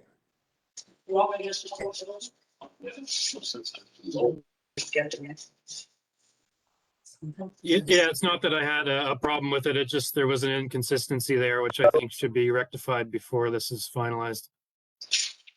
Okay, So I would recommend that it applies to all three. yes, okay. Any further any questions from the committee? Make a motion on the first Could one. I, sorry, make another comment? The Malahide report mentions rezoning the retained lots. Was there any more specifics on the zoning requirement? I guess I need to speak with Malahide. You have to speak with Malahide, yes. Nancy, that's right. Through you, Mr. Chair, that's right. You'll have to speak to Malahide. There may be a rural residential type zone and there may be a residential type zone that they wish to be applied. Right, yeah, just they didn't mention anything about reduced lot frontage on the retained, but that's okay. We'll confirm that. Okay, so we have a motion On the first one. on Rosemary on 5621. Seconded by John Andrews. Any further comments? I'll call the vote. In this motion, we will add that condition that was missed. Yes. John Andrews, Yes. Ian Fleck, Yes. Dennis O'Grady, Yes. Rosemary Kennedy, Yes. John Selden, Yes. Jack Van Castren, Yes. Doug Aldred, Yes. motion carries. Can I read this? I think you can do all three. Okay. Read that on. Okay, One. okay. We'll now deal with application E 57-21. I'll move, subject to the By conditions. Jack, seconded by Doug. Ready for the vote? I'll ask for the vote to be called. John Andrews, Yes. Ian Fleck, Yes. Dennis O'Grady, Yes. Rosemary Kennedy, Yes. John Selden, Yes. Jack Van Castren, Yes. Doug Aldred, Yes. motion carries. Okay, we'll now deal with application E 5821. Make a motion. Moved by Rosemary. Seconded by Van Castren. Ready for the vote? Call the vote? Mr. Chair, John Andrews, Yes. Ian Fleck, Yes. Dennis O'Grady, Yes. Rosemary Kennedy, Yes. John Selden, Yes. Jack Van Castren, Yes. Doug Aldred, Yes. motion carries. The decisions rendered today for these applications will be circulated within 15 days after the notice. There is a 20-day appeal period from the giving of the notice of the decisions, in which any person or public body may appeal the decisions or any condition imposed. If no appeal is received within 20 days of the giving of the notices, the provisional consent becomes final. The applicant has 1 year to meet the conditions imposed and submit the necessary documents for certifications, or the consent will lapse and a new application will be required. Please leave the identification signs in place until the appeal period ends, after which they can be removed. If you would like to be notified of today's decision, please request a copy by contacting Ashleen Laverty at aidlaverty@algon.ca. A copy of the comment package is also available upon request and includes all correspondence received. Thank you.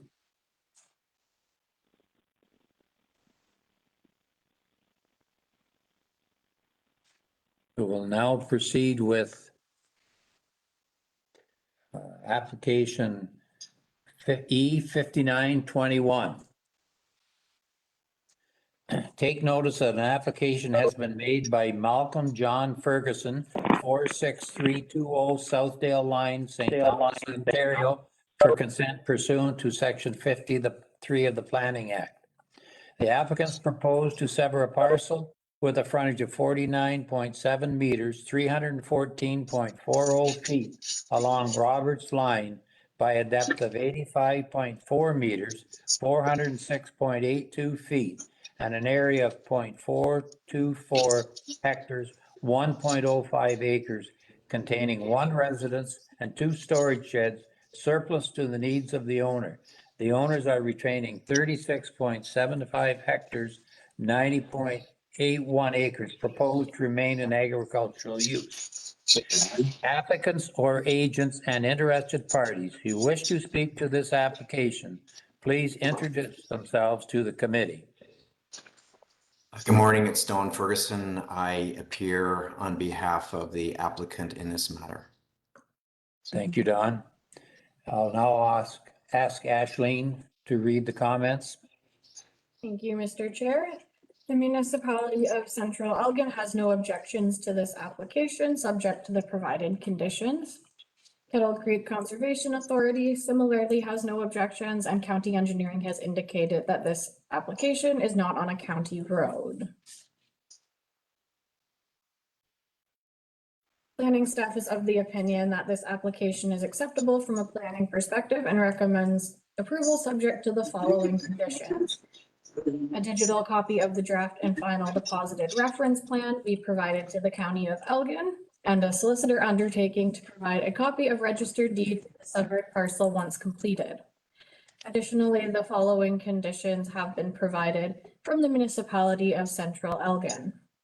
Approval of a zoning bylaw amendment to prohibit residential dwelling on a retained lot.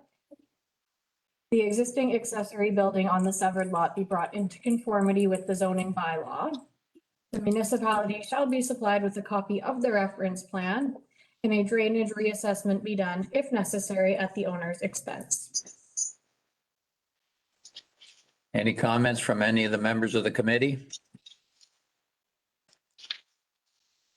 Move it. Moved by Dennis O'Grady, seconder. John Andrews. Any comments? I should have asked from the agent. I really have no comments. I think this is a pretty straightforward surplus dwelling situation. So if there's any comments or questions, I'm pleased to answer them, but I don't have anything to add. Thank you very much. I'll now call for the vote. John Andrews, Yes. Ian Fleck, Yes. excuse me, Dennis O'Grady, Yes. Rosemary Kennedy, Yes. John Selden, Excuse me, yes? Jack Van Kasteren, Yes. Dugald Aldred, Yes. motion carries. The decision rendered today for this application will be circulated within 15 days after the notice. There is a 20-day appeal period from the giving of the notice of decision, in which any person or public body may appeal the decision or any condition imposed. If no appeal is received within 20 days of the giving of the notice, the provisional consent becomes final. The applicant has 1 year to meet the conditions imposed and submit the necessary documents for certification, or the consent will lapse and a new application will be required. Please leave the identification signs in place until the appeal period ends, after which they can be removed. If you would like to be notified of today's decision, please request a copy by contacting Ashleen Laverty at alaverty@elgin.ca. A copy of the comment package is also available upon request and includes all correspondence received. Thank you. Thank you very much and have a good day. Thank you. We will now proceed with E60-21. And I understand. Oh. Here, this one. That's all right, she doesn't need to be here. This one is to be deferred. This is the one application that we've been asked by the municipality. to defer. Maybe I should, what do you do, video? Yeah. So this is application E 60-21. Take notice that an application has been made by Will and Eva Dyke, 6501 Springfield Road, Elmer. Consent pursuant to section 53 of the Planning Act 1990. The applicants propose to sever a parcel with a frontage of 25.0 meters, 82.02 feet along Springfield Road by a depth of 67.79 meters, 222.41 feet, an area of 1,695.6 square meters, 0.420 acres for future residential use. The owners are retaining 9,410.6 square meters, 2.32 acres to remain in residential use. And as it's been stated, we've been asked by Mel to defer this one. So we can just go straight and have a resolution. Yes, through you, Mr. Chair, the deferral is, was requested by the Township of Malahide. Okay. So we have a motion. I'll make a motion that we defer in regards to Malahi's request. Really quick, we may want to let whomever is on the call know about the deferral in case they are not aware of it. Just we should. Sorry, Yes. applicants or agents and interested parties who wish to speak to this application, please introduce themselves to the committee. Hi, this is Caitlin Crowley, planner with Still and Capriamo, here on behalf of Will and Eva, and I do acknowledge the deferral. Okay, thank you very much. Sorry for not introducing you. No problem. Okay, have a motion? Motion by Duke, I'll second it. Motion by Duke and seconded by Jack that we defer. As requested by Malahide, right? Correct. Call the vote, please. John Andrews, Yes. Ian Fleck, Yes. Dennis O'Grady, Yes. Rosemary Kennedy, Yes. John Selden, Yes. Jack Van Castren, Yes. Dougal Aldred. Yes. Motion carries. Okay. Chairman, at the end of the meeting, I've got a question on these deferrals. Okay. The next one then, 1055, yes, is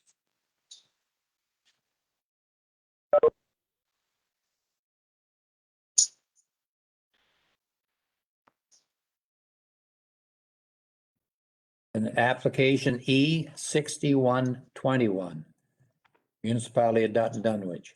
Take notice that an application is made by Carl McLeod and Sons Limited, 29281 Aberdeen Line, Dutton, for consent pursuant to section 53 of the Planning Act 1990, as amended to sever lands municipally known as 12186 Curry Road.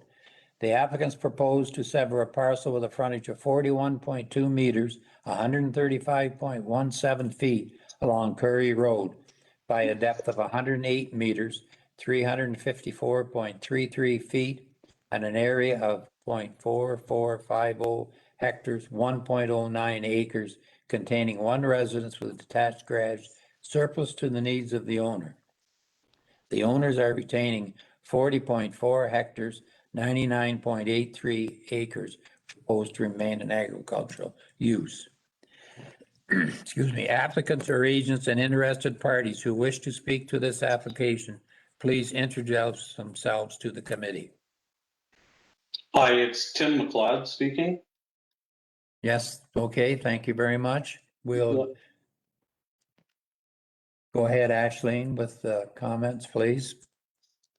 Thank you, Mr. Chair.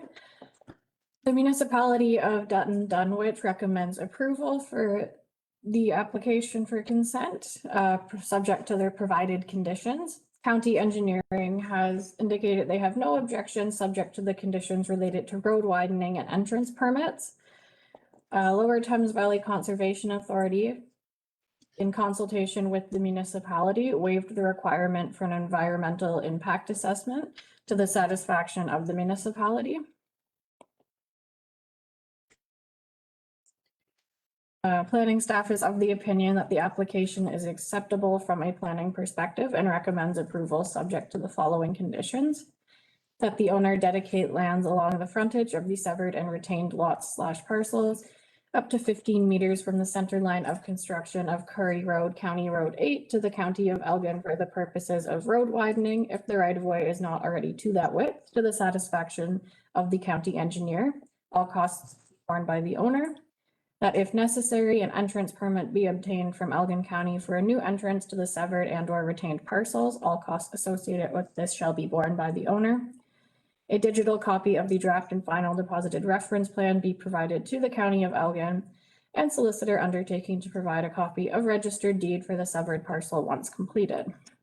The following conditions have been requested by the municipality of Dunwich to be included. That a zoning bylaw amendment is in force and effect for the severed and retained parcel. That a septic system for the severed parcel has been completed. That municipal drain reapportionments have been completed. That a mutual drain agreement under Section 2 of the Drainage Act has been provided to provide a legal drainage outlet for the newly created residential lot. That 2 hard copies and 1 digital copy of the registered survey have been provided to the municipality. That taxes are to be paid in full. That all Dutton Dunwich planning fees set out in the fees bylaw be paid to the municipality. That the solicitor provides an undertaking that a copy of the registered deed for the severed parcel, once the transaction has occurred, will be provided to the municipality, and that 911 addresses be established for the retained and severed parcels. Any comments from any of the members of the committee? John Selden? Mr. Chair, do I understand that the EIA has been waived by council? Wasn't this an issue that came up on another one, an important one just in the last meeting? Is the EIA actually waived? Through you, Mr. Chair, are you referring to the EIS? EIS, sorry. Yeah. Beg your pardon. So the environmental impact study was waived by the Conservation Authority. So they determined that they did not need one for this particular severance. And in fact, the County of Elgin, after looking at our mapping, the actual feature is outside of the proposed lot. Yeah. So we do not require an EIS. Okay, thank you. Any further questions? Yes, Notice here, there's a letter from the water operations manager. It says, shown on the drawing, to propose severed parcel, water service is fed off Aberdeen line. There's no water. If it fronts the property, this water needs to stay with the proposed severance. Says, I see in the note application request drawing requesting easement of the water. So there's an easement for the water line, but there's nothing going, like it's not showing anything on the severance with an easement for the water line. No. Well, through you, Mr. Chair, I don't, hold on, I'm gonna have to take a look at those comments. Hold on a second. Because if there's an easement, that water line crosses there, that has to be part of the severance, doesn't it? It should from the easement. Yes, that's right. There should be an easement. Because I'm not seeing this drawing that he's referring to. Yeah, neither am I. Let's just read this is came from Dutton, right? Yeah. yes. Tim Hanson, water Operations manager, 252. and that's one of their rules. There's the sketch. It shows the right thing.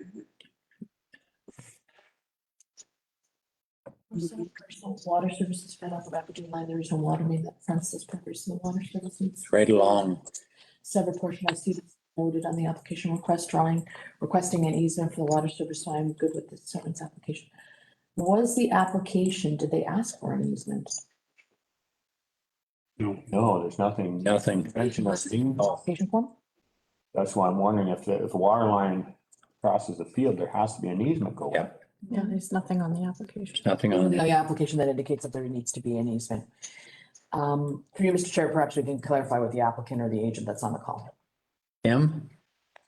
Yeah, You know anything about this application? They were on it wasn't on the application, but they have requested an easement for the water line that goes from Aberdeen to the house. okay. Yeah, I guess I didn't, yeah. It runs along Curry and then just angles into the property there. But it has to have an easement. Is that right, Nancy?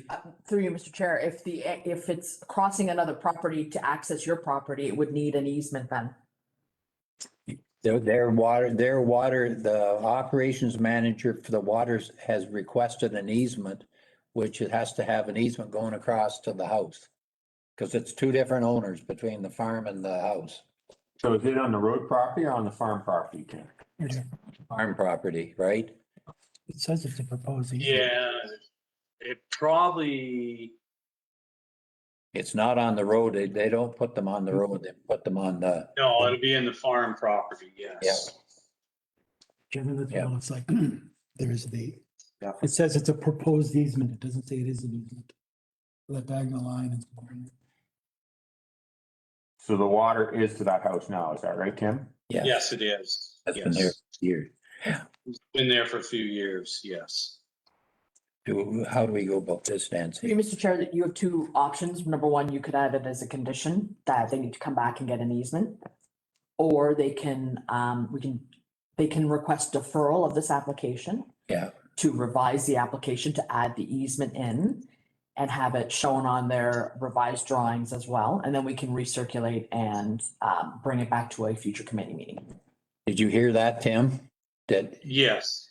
that'd be the. Which is the best way to go, just, So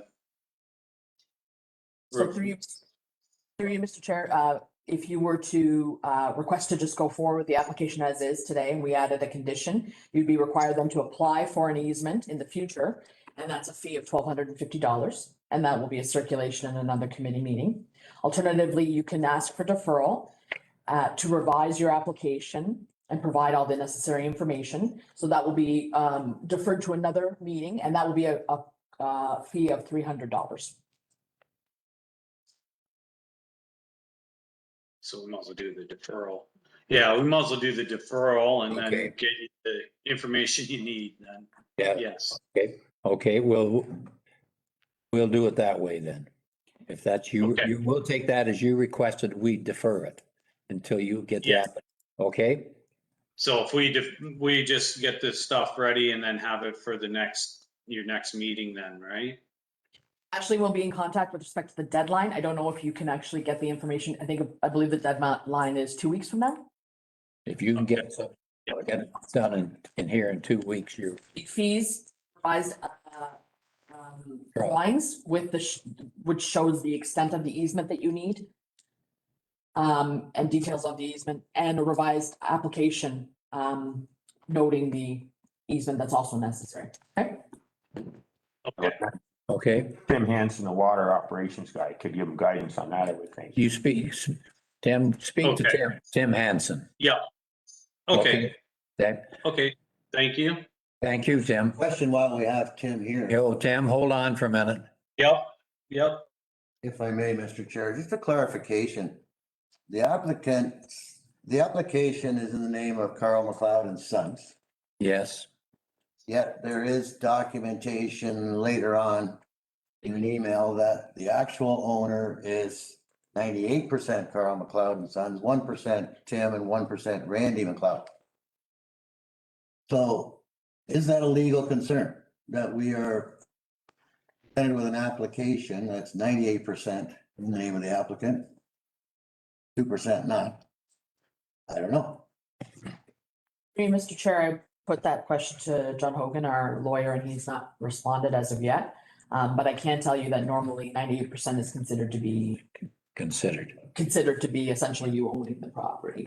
So I'm assuming he or she may have applied for it with Carl and Sons, noting that there were still they're listed owners on the property. And actually, I don't know when you click on the actual property itself and it shows property ownership, it probably lists all three as the owners, but obviously then the breakdown is included in their own documents. yes, I can give you some enlightenment on why it is that way. Okay. It's to circumvent the problem we had with the Campbells a year ago, yes, that if one person dies, it doesn't roll together. You put those names on at 1% and then it's three different property owners. Actually, Right. those properties my children are on at 0.1%. Yeah. And that's all it takes to circumvent that situation. Rolling all the deeds together. They will have it done that way, I'm sure. Is that probably right, Tim? That right, Tim? Yes, and then we own the property behind it too, so then we don't want it all as one parcel. That's right, Tim. Yeah. Yes. Get around that loophole. It's a league just to get around the legal nightmare. Exactly, yes, yeah. Which the provincial policy statement is actually changing now, right? Yeah. Yes. It's actually the planning, through you, Mr. Chair, the planning act is proposing to change. Yeah. In the process. Yeah. So what, you look after that by getting a hold of Tim, Yes, and you two can get together on it. okay, Okay, okay. So okay. we have a motion to defer. Moved by Doug Aldred, second by, Second, I just got a couple of points of clarification that I just want to ask. okay, Minor points, I'm okay with the resolution, of course, but Nancy, in the staff memo says that the Lower Thames and the municipality agreed to waive the environmental impact assessment. Do we have a copy of anything in writing saying that that has occurred? Good question. I believe we do we not? I think it was just in the report. it's in the report. No, not in your report. Do you have something from them? You have anything from Lower Thames? You never trust anybody to say, well, we've agreed with everybody. But see, that would go to the municipality. But we have an EIS requirement as well at the county level, correct? We do, but again, we determined that we would waive it because it was not actually on the property that's being severed. But who made that determination? I did, as staff. Okay. All right. So And with then- respect to Lower Thames Conservation Authority, we never received any comments from them, so we can certainly, this is being deferred, it will be recirculated. We can specifically try to get comments from them at that time. All right. And just in our staff report, we talk about no new development is proposed with this lot. But every time you create a lot, isn't that defined as development under the Planning Act? That's correct, yes, absolutely. So, but we're saying that this no new development is proposed with this application, but in fact, it is proposed because we're creating. They're proposing development, but again, there's no change to what is actually on the ground, and as well, that particular feature is off the property, so. I agree, it's but determined date. I agree, but isn't the very act of creating a new lot a development? No?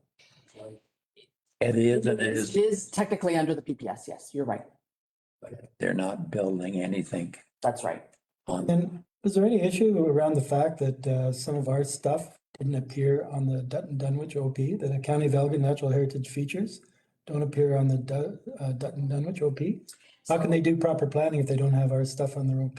Through you, Mr. Chair, one of the things that we'll be looking at through the county's official plan amendments and review is adopting new in Elgin Natural Heritage System strategy. So that has a new set of mapping.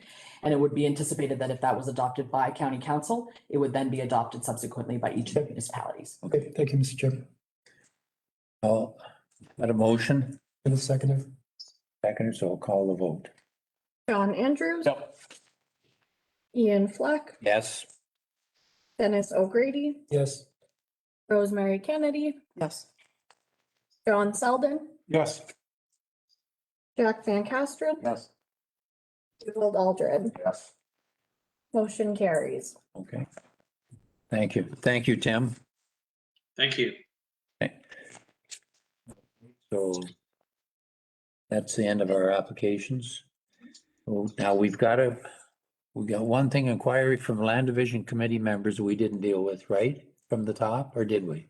It was no, were we not going to talk about the Enumeration. Yeah, and then we got proposed changes to the minister's regulation under the Planning Act. So I suggest we would deal with the proposed changes under the Planning Act if you want to have a discussion about that, and then Then we'll go into decide to go into, closed session. you can decide to, or noting that, I mean, at this point, the information is what it is.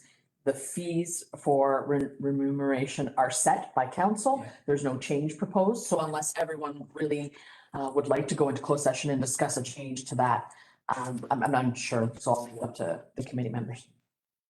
Okay, well, let's do first of all, the proposed changes to the minister's regulation under the Planning Act. And you'll be dealing with that, Nancy? No, Ashleen, I can Ashleen, read the summary, okay. so. Okay,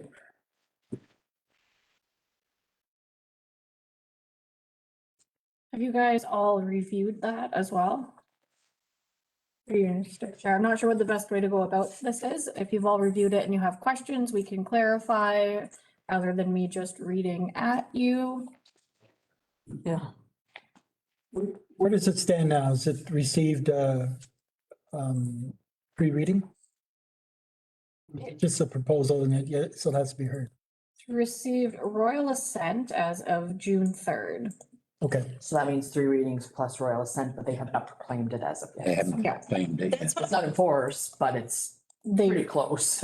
Proposed changes are basically going to happen. Through you, Mr. Chair, normally I find that if they haven't been proclaimed yet, usually they're waiting on regulations or something like that to follow up with. So not sure if that's what they're waiting this time, but it could literally be proclaimed. Well, I mean, they're in session, they're not in session right now, so the fall, I guess, potentially. Okay, I'll ask Ashleen then to go through her comments.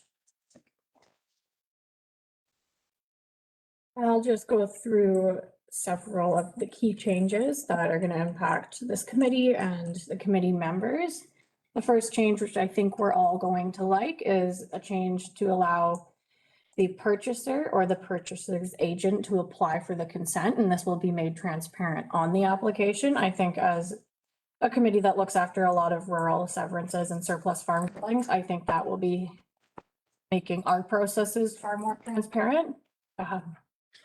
Again, allowing the purchaser of the severed lands or the purchaser's agent to apply for that consent. That's similar to what we already want it to do by adding who can be the, excuse me, adding who the applicant is. There's also some new changes to amendments to the application, which permit applications to be amended prior to the hearing by the consent granting authority. So then you guys, being the approval authority, could impose conditions on this amended application. But this could also potentially require recirculations if the amendments are really major. I think that's already pretty much something we do anyway. Through Mr. Chair, that would be interesting because, for instance, that this last application with respect to Mr. Clouds, that may give the committee the opportunity, if they wanted to essentially allow for the amendment of the application at the committee and then add conditions associated with the easement, if you felt it was minor enough, for instance. So we could have approved it on the condition that an easement is granted. That's right, an easement X, Y size or something to that effect. If we knew more, you could determine, because an easement essentially usually is not a matter for the public necessarily that they may have an issue with. So it would cut out the next step. That's right. Yeah. Potentially do that. It seems to me that could. And all of the proposed changes are geared towards providing less red tape and an easier process and less time consuming process. So that could be beneficial as well.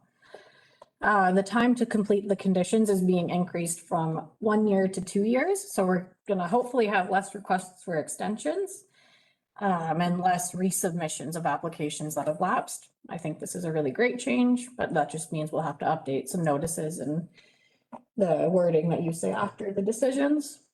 The question on that, so right now our committee's got the ability to add a year on. This removes that. We won't have the ability to add a year on after the second year. Through you, Mr. Chair, actually, we do not have the ability to add a year on. What some committees have done is they will consider, before it lapses, they could consider basically the application again. And then give a new decision date. That's about the only way to do that. And I mean, it's not a lot of people do it because essentially that's circumventing the process. Normally, it's a year and that's it. If you miss that, then you lapse automatically and you pay again. But this now would elongate that, so it allows for 2 years. Okay, go ahead, Ashley. Another significant change would be that there are now going to be consent certificates allowed on the retained lands resulting from a consent, but this requirement is subject to the applicant as part of the application providing the legal description for the retained land, which can be registered. this ends up being more, I think, on the clerical and administrative side of the application form, like, do we have to update our form? Is this now required to be part of a complete application? Then we'll have to develop some kind of certificate to reflect that. Through you, Mr. Chair, right now, we only sign we only sign the severance for the severed portion. And we stamp for that. So if they were to require one for a retained, for instance, we would not do that. Yes. So through this change, though, they can request to get a certificate or a signature for both. So. It is proposed to revoke the validation of title. So we would just do the validation of title subject to the same criteria that we do consents. So I know the committee has dealt a few times perhaps with validation of title, maybe really just once over the last few years. We've had a discussion about validation of title before too. And we were going to come up with like an application form and deal with it basically in-house. But at this time, they're removing validation of title. So basically what they're saying is that a validation of title, if you were to have made an error in the past, you have to go through the severance application process. So full consideration based on official plan, EPS, the rest of it. On this one, we actually just talked about, it deals with automatic mergers. So there's going to be a new clause that will end automatic mergers resulting from the death of a joint tenant when the whole parcel of land was owned by or abutted land previously owned by joint tenants and the ownership would have otherwise merged. This will reduce a lot of red tape and result in a lot less applications being submitted for consent as a result of that. So it was just as you were saying, how there are ways to avoid that right now. Now it just won't be an issue.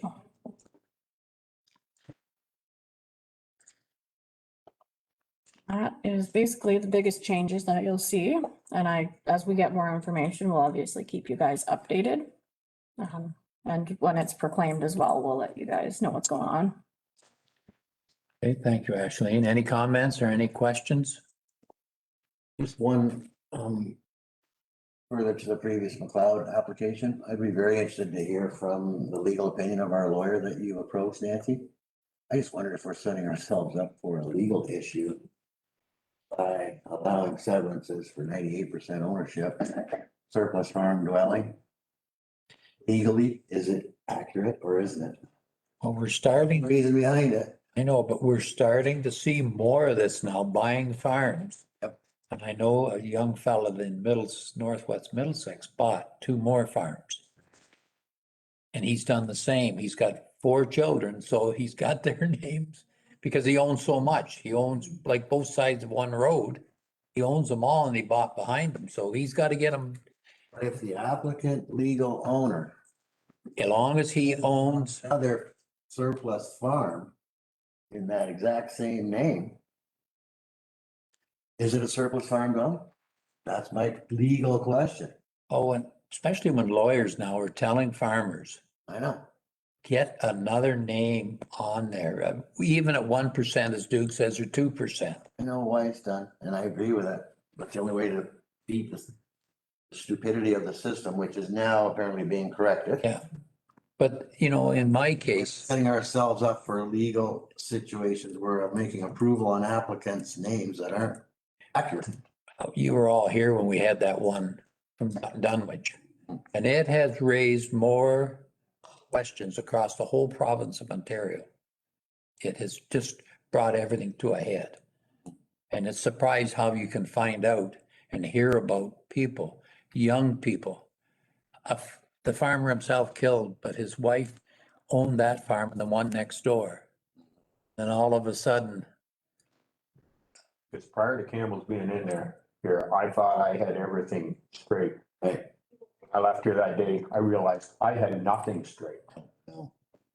I know. and it's just brought everything to a head because and I'm not trying to be negative, but the new younger lawyers are starting to really see, and they're trying to talk to younger farmers once a year to see what they've done and where they've gone and what they've done. I'm surprised even now they got farmers buying and joint ownership family names on machinery, big pieces of machinery. Oh, my God.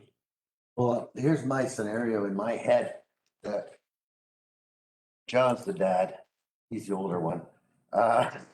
He's got 3 or 4 kids. You got each farm, maybe you've given 25% to me, 25% to the other child, 25% to the other child on that farm.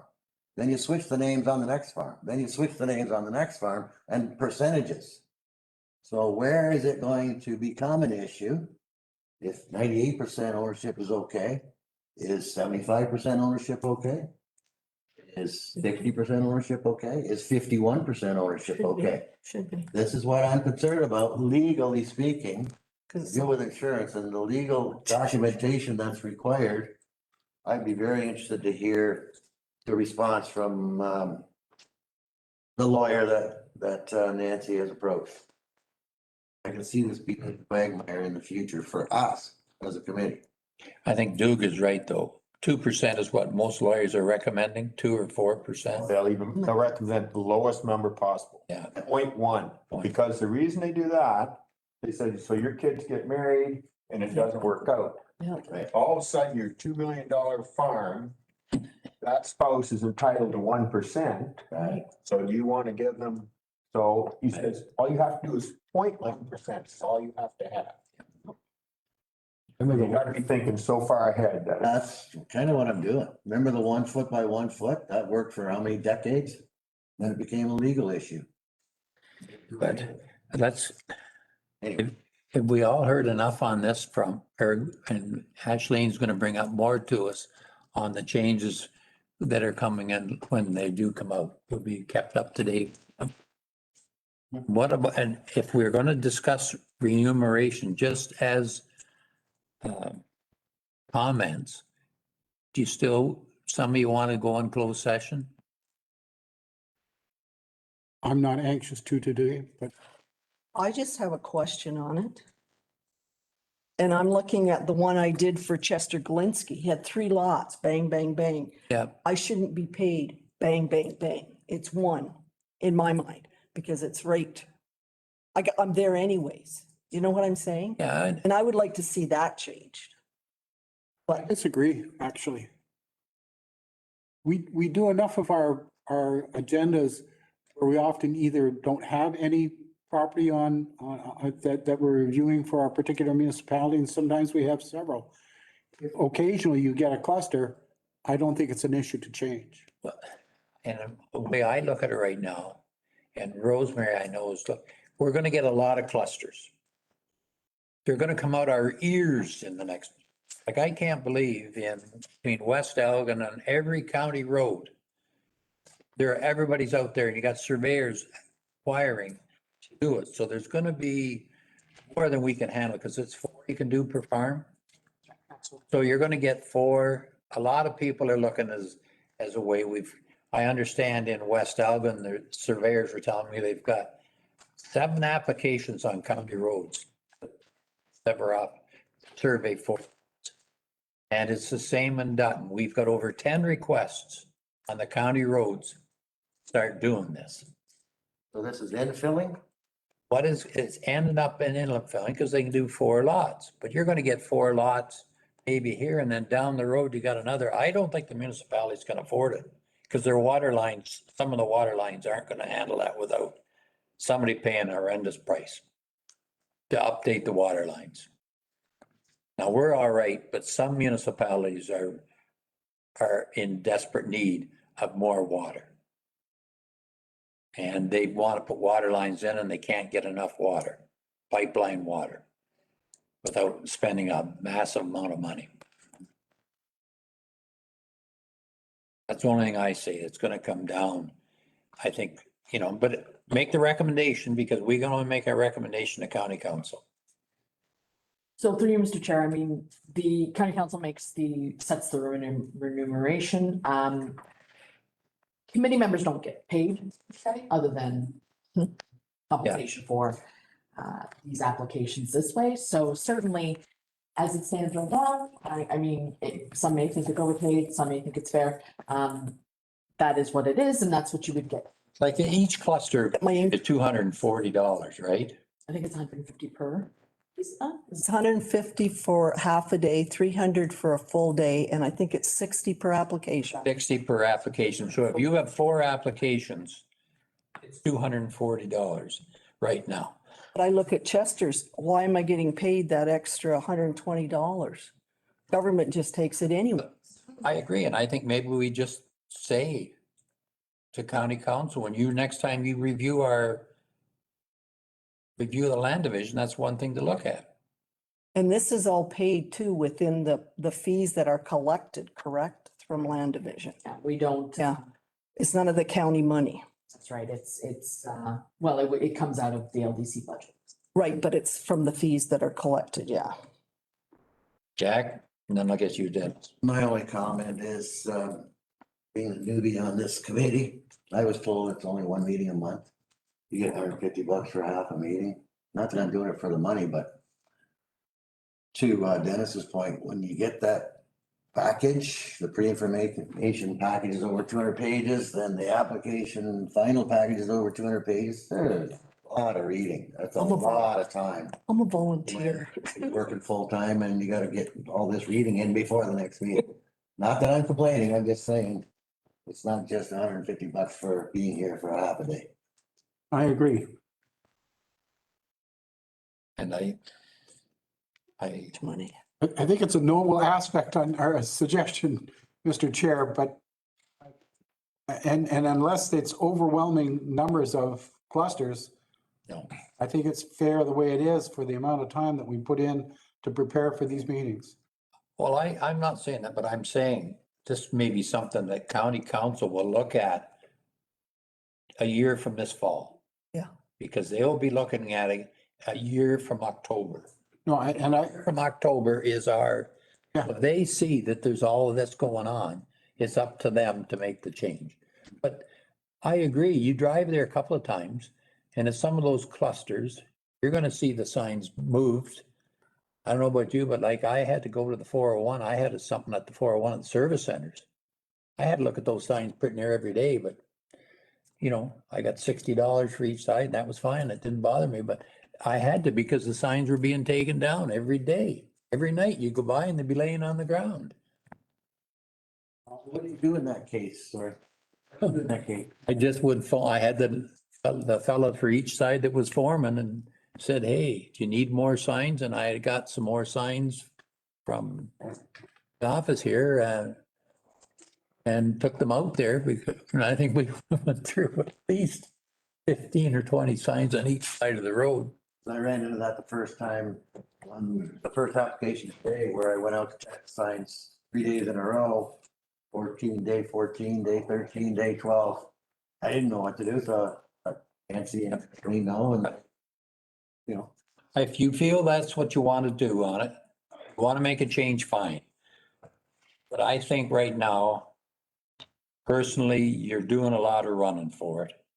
You're gonna go out there and you're got 4 signs, you're gonna look at it, but how many do you get? Who's got, Duke's had 1 in Rodney, right?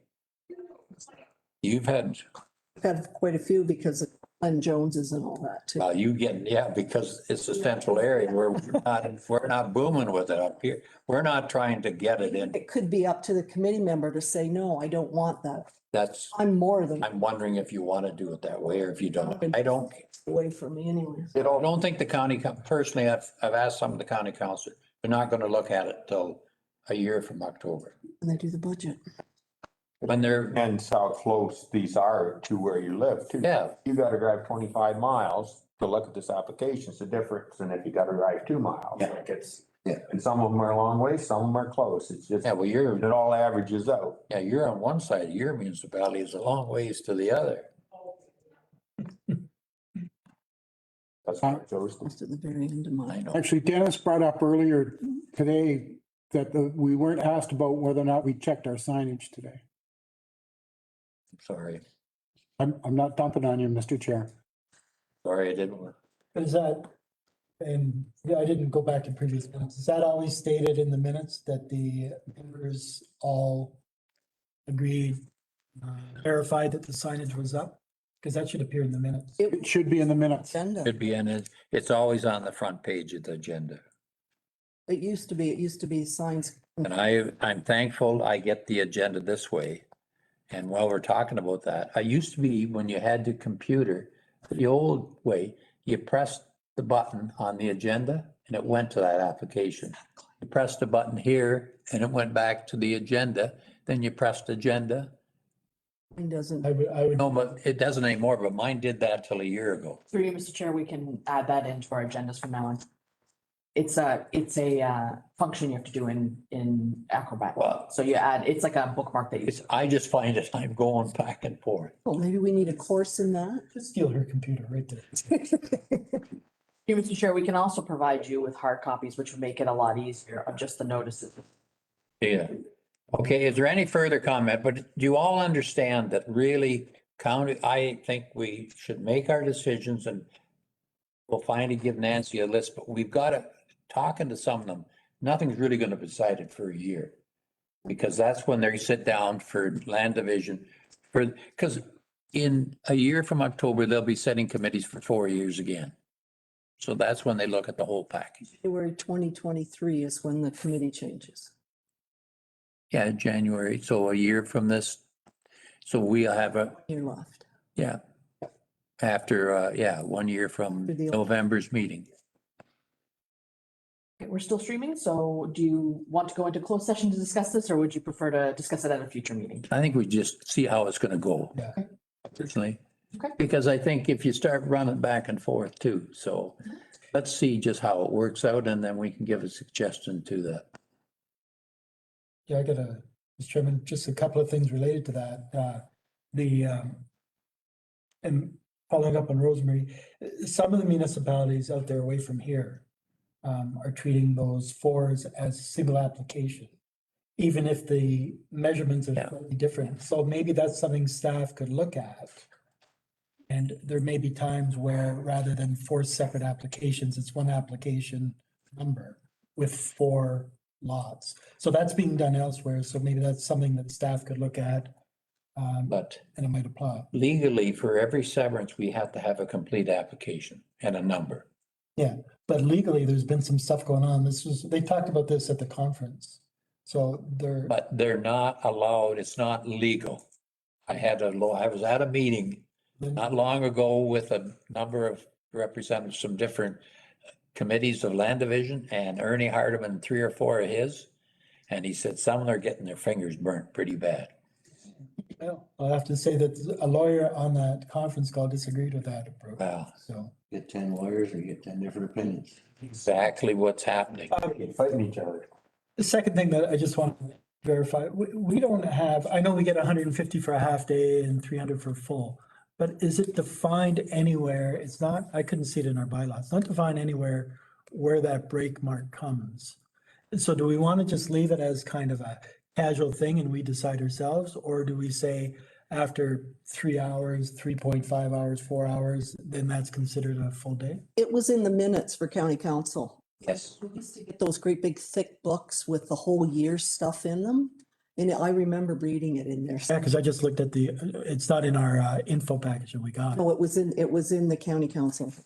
And what did it? Not in the book. It's, What did it say? Do you remember? What's the top of my head? No, that was a. but it used to be if we met here till 12 o'clock and and you've seen it, Rosemary, we're gonna come back at 1 o'clock and meet till after 2, that was classified as a full day. Yes. I think if it's over 3 hours, it's gonna be a full day, but I'm not 100% sure. Yeah, if there's a council minute on it, then we know what we're doing. 150. That's what county council does, but they, lots of times I think, well, they're not even meeting here yet. They're still meeting. Meeting. And just my last point was, I'm not familiar enough with the fee bylaw and just making sure that, we're here, we're changing bylaws, our fees, we're allowing things to be deferred or we're lowering stuff. And my understanding is that all has to be laid out in the fee bylaw to give us the flexibility to do that. First of all, we can't make any decisions on fees. Agreed. It's the county council. No, agreed. So, but is their fee bylaw that they passed, does that give us enough direction that we could alter the fees as we have been doing it? Oh, yeah, we can, you mean for deferring and that? Deferring, we've reduced fees as well. Fees to the applicant versus you're thinking fees to members. Is that right? No, I'm thinking fees. The application and We can, deferment and changes and. isn't that right, Nancy? We can say whether we defer without fees. That's correct. So that's stated specifically in the bylaw. Was because when Steve Gibson first spoke to us at the first meeting, Okay. it was in there.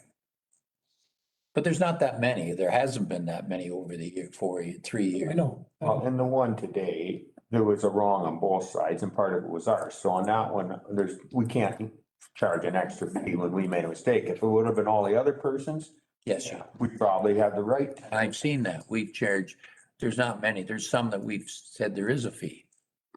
Defer and a $300 fee, and it's the same as the one we did today. Any further items? Before we adjourn, just a quick, maybe recommendation. Now that we're meeting in person is great, but we still have the Zoom call with the applicants there. Maybe just a change in procedure where we ask the question, are any applicants or agents present to speak to this motion? Before we read the motion, or before we read the whole jargon, to avoid what happened today? Like, I made the mistake.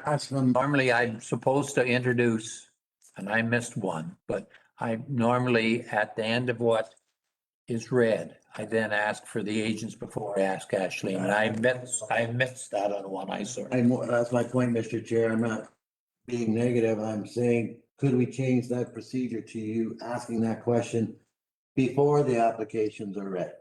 But if you don't read the application, how do they know that that's the application you're doing? Okay, I'll give you an example. We're now gonna do, application E6121. Are there any agents or applicants See what you're saying? specific to this application present?